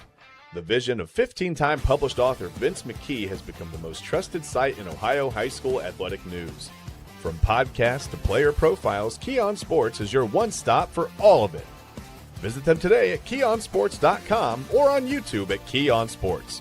Check out their socials on Twitter and Facebook as well. Clean energy, bold flavors, and no jitters. See why people won't shut up about Dubby. Clean energy, no jitters or crash. Whether you're starting your workday or getting ready to exercise, Dubby Energy helps you lock in and focus. With over 15 flavors to choose from, you can't miss. Order Dubby Energy right now by using the QR code on your screen and use the promo code InsideEdge10 to receive 10% off your order. Dubby Energy, your energy-focused sponsor of the Inside Edge Network, Cleveland's digital leader. Discover our collection of body mists made with clean, minimal ingredients. Handcrafted with natural essential oils and clean ingredients, they offer a natural alternative to synthetic fragrances.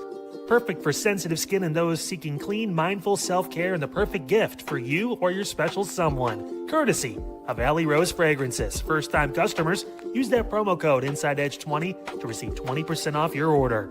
AlleyRoseFragrances.com, a proud sponsor of the Inside Edge Network, Cleveland's digital leader. Whether searching for a baseball autographed by your favorite World Series slugger, a signed football by an iconic Hall of Famer, or the jersey of a world-famous soccer star, you've come to the right place. Here at sportsmemorabilia.com, the web's leading source of authentic sports memorabilia, you'll find more than 500,000 authentic products from nearly every professional sports league, team, and players. Not only will you find your next prized sports possession with ease thanks to superb customer service and tremendous site experience, you'll have the satisfaction and peace of mind that every product listed comes complete with a certificate of authenticity and is fully backed by the sportsmemorabilia.com lifetime authenticity guarantee. Go to sportsmemorabilia.com by using the QR code on your screen right now. Sportsmemorabilia.com, a proud sponsor of the Inside Edge Podcast Network, Cleveland's digital leader. Find us on InsideEdgeNetwork.com for the latest information on your favorite shows, personalities, and network partners. Plus, guess what? We have a merch shop. That's right, we have network polos, t-shirts, champion jackets, hats, and bottles. Rep the network. Every purchase supports independent sports and entertainment media. Use the QR code on your screen right now to check out InsideEdgeNetwork.com. That's InsideEdgeNetwork.com. What's going on, Inside Edge Network? Yeah, this is Omar Klessel from the morning show. We had a jam-packed one for you. What the hell happened to Portugal? I don't know. Well, I actually kind of do know. So you're going to have to check us out for that. We also talked Gutty Mac. Yes, Gutty Mac. We went in depth where he's going to be, what he's doing right now, and where he's going to be at. So check that segment out as well. And Thursday Media Throwback, we had an awesome chat about Tremors. Yeah, if you've never seen Tremors before, check it out. It's a good series. So really jam-packed for you, one for you this Thursday. Make sure you check us out. InsideEdgeNetwork.com is where you can find us. Keep it locked in here. We got a great Thursday here for you. Inside Edge Network.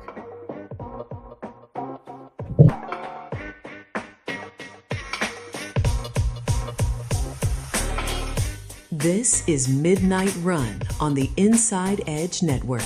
Here's your host, Anthony Alford.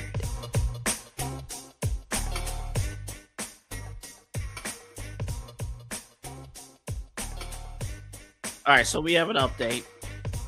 Bathroom's in the clear. Okay, I had to interrupt my point about LeBron. Bathroom is in the clear. I heard occasionally here at our home base studios, the water will start to get. Oh, hold on, ladies and gentlemen. Eli, you got to come on the screen. I've been waiting for this to happen during one of the live tapings of the show. Okay. I don't know if my upstairs neighbors have ever watched this show. We're about to find out. And if they do watch this show, I'm going to hear about it tomorrow or next week. Or in 10 minutes. Or in about 10 minutes. They're arguing upstairs right now. Right now.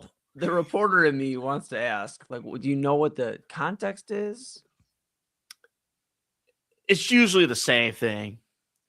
It's usually relationship issues from what I hear from the downstairs. It's usually relationship issues. A lot of gaslighting from what I hear. It's the, dude ain't nothing. She ain't nothing.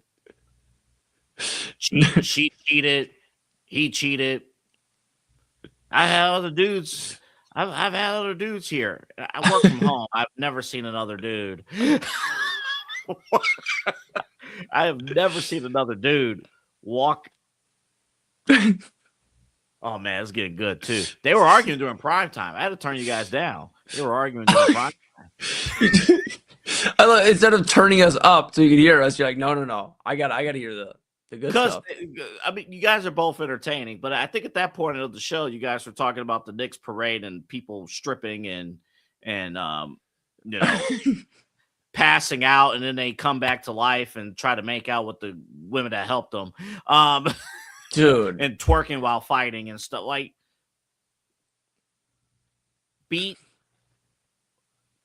one thing we have beat over New York. Our championship celebrations was safe here in Cleveland. Yeah, except for Rizicki's sunburnt bandana tan line and my burnt face. But yeah, besides that, we did pretty well. We did pretty well. See, that's the key. That's why you go. My buddy and I. We'll talk more about this on tomorrow's show. My buddy and I. We were both supervisors at that time at Cedar Point, and it's like, okay, supervisors can't all take time off at the same time. So it's like, crap, we got to make a choice. Either we go, one goes to game 7, the other goes to the parade.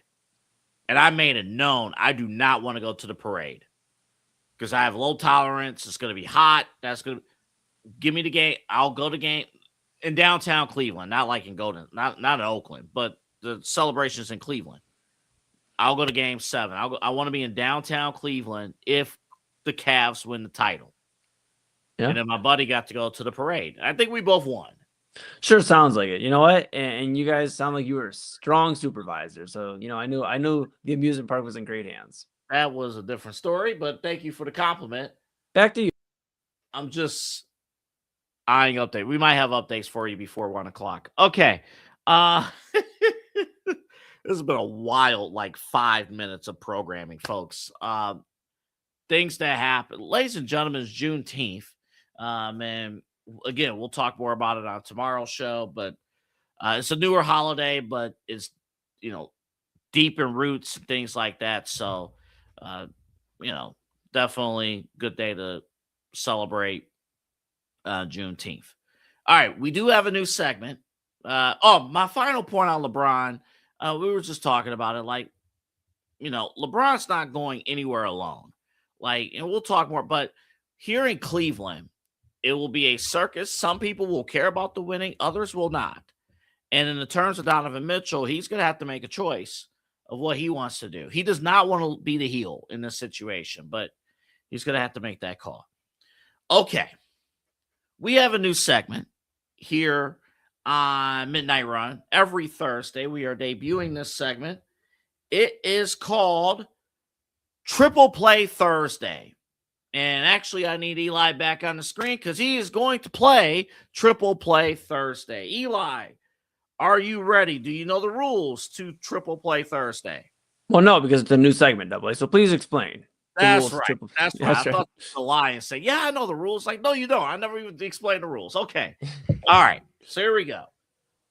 I'm going to lay out one thing at a time here. Okay. You got to give a good probability of a particular event happening. Okay. If it's a good probability, yeah, we'll give you a single.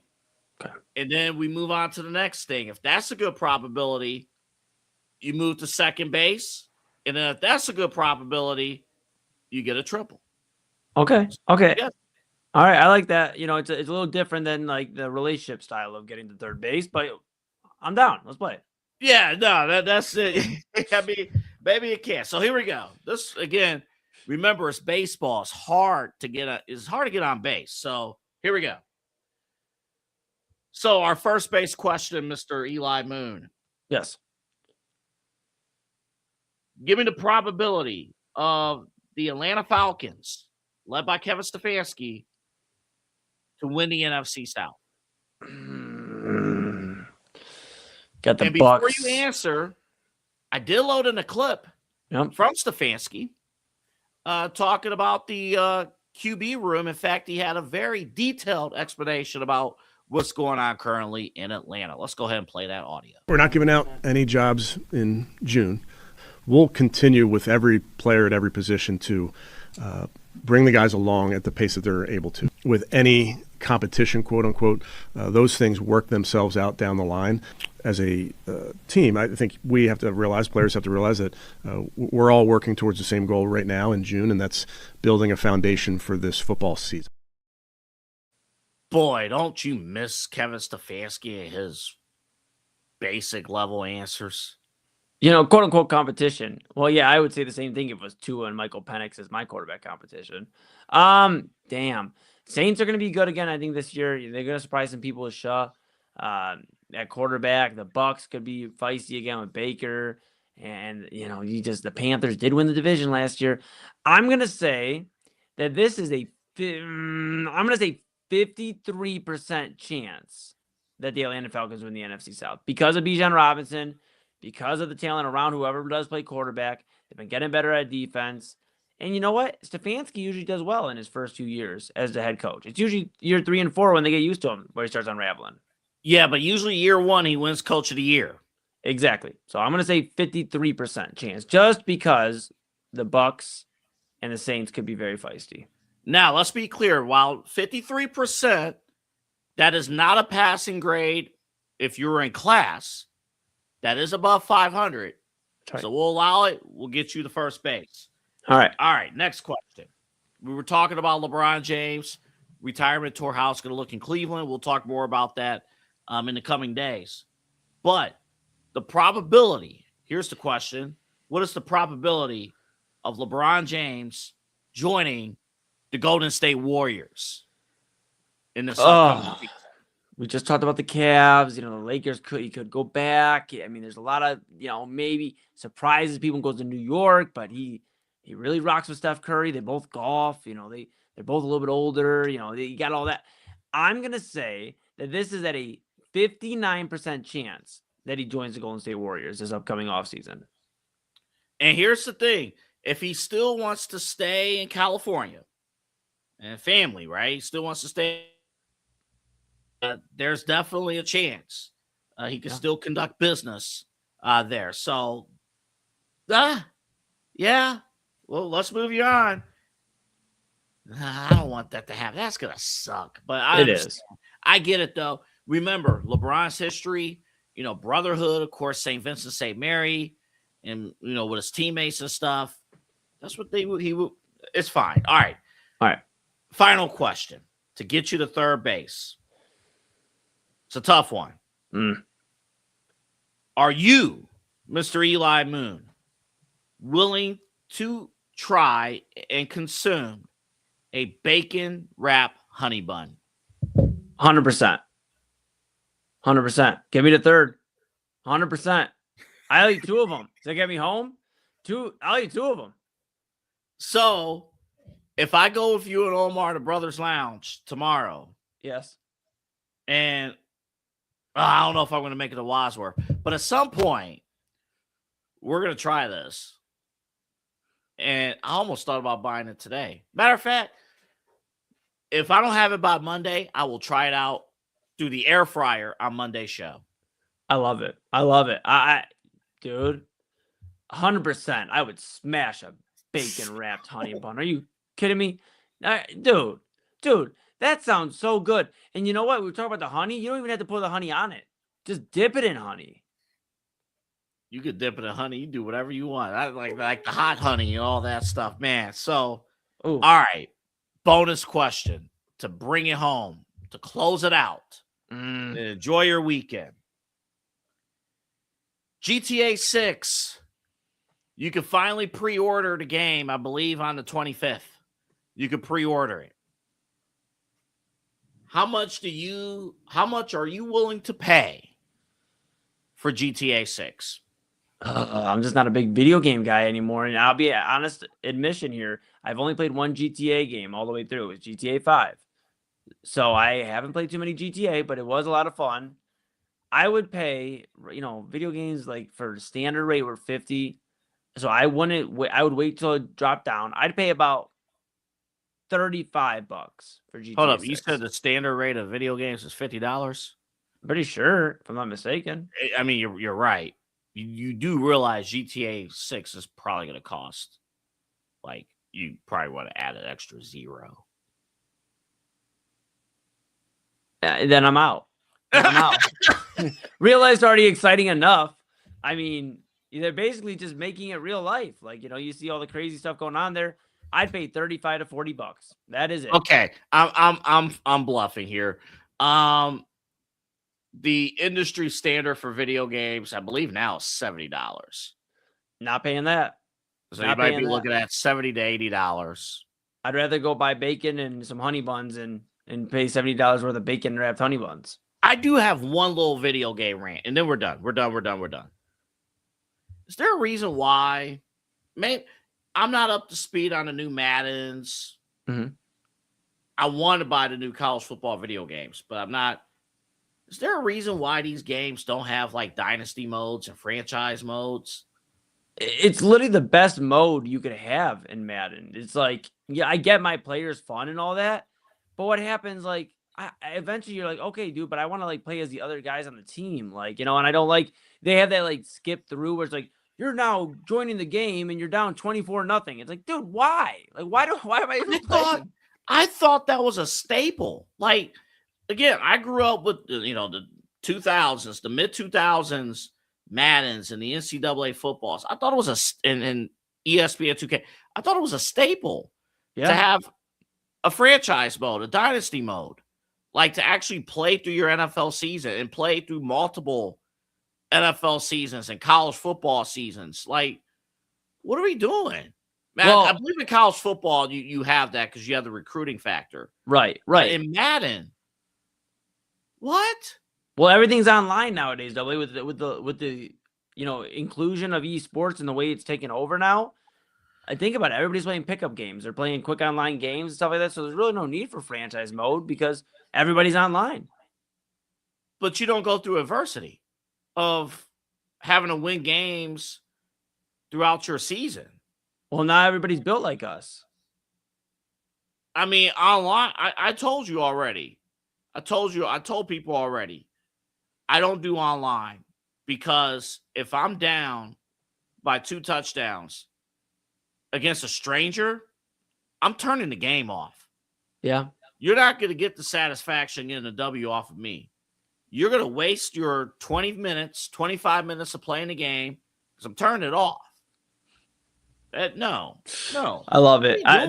The worst online ass whooping I've ever taken is in UFC. UFC online is not for the weak. Like, you get in there and you're like, all right, I'm going to throw a few punches. And they take you to the ground and submit you in the first, 2 minutes. Like, all right, this sucks. You know what sports game I miss? I thought it was, goated. What's that? You remember Fight Night? Bro, with Bernard Hopkins on the freaking cover. Come on. Yes, I remember Fight Night. I loved it. And then you got the corner action. Like you actually had to ice him up and everything. If you didn't get it done and give him enough, your fighter enough recovery, then he's going in and getting that ass whooped in the next round. Like, it was so important, man. Like you had to boom, gotta get him ready to go. Gotta get him ready to go. And dude, Bernard Hopkins, the freaking soundtrack was so good, man. Oh, the soundtrack was cold. Dude. Cold. Dude. Soundtrack was fantastic. Man, Fight Night. Yeah. Sports video games in the 2000s, 90s and 2000s was goated. In fact, one of my favorites was on the old now, oh my goodness, it's old now. The Sega Dreamcast. Ready to Rumble boxing. The Afro and stuff. Starring Michael. And we would have a clip for you of that game and him announcing the let's get ready. But instead, we will play the station ID so we can stay on the air. Good night.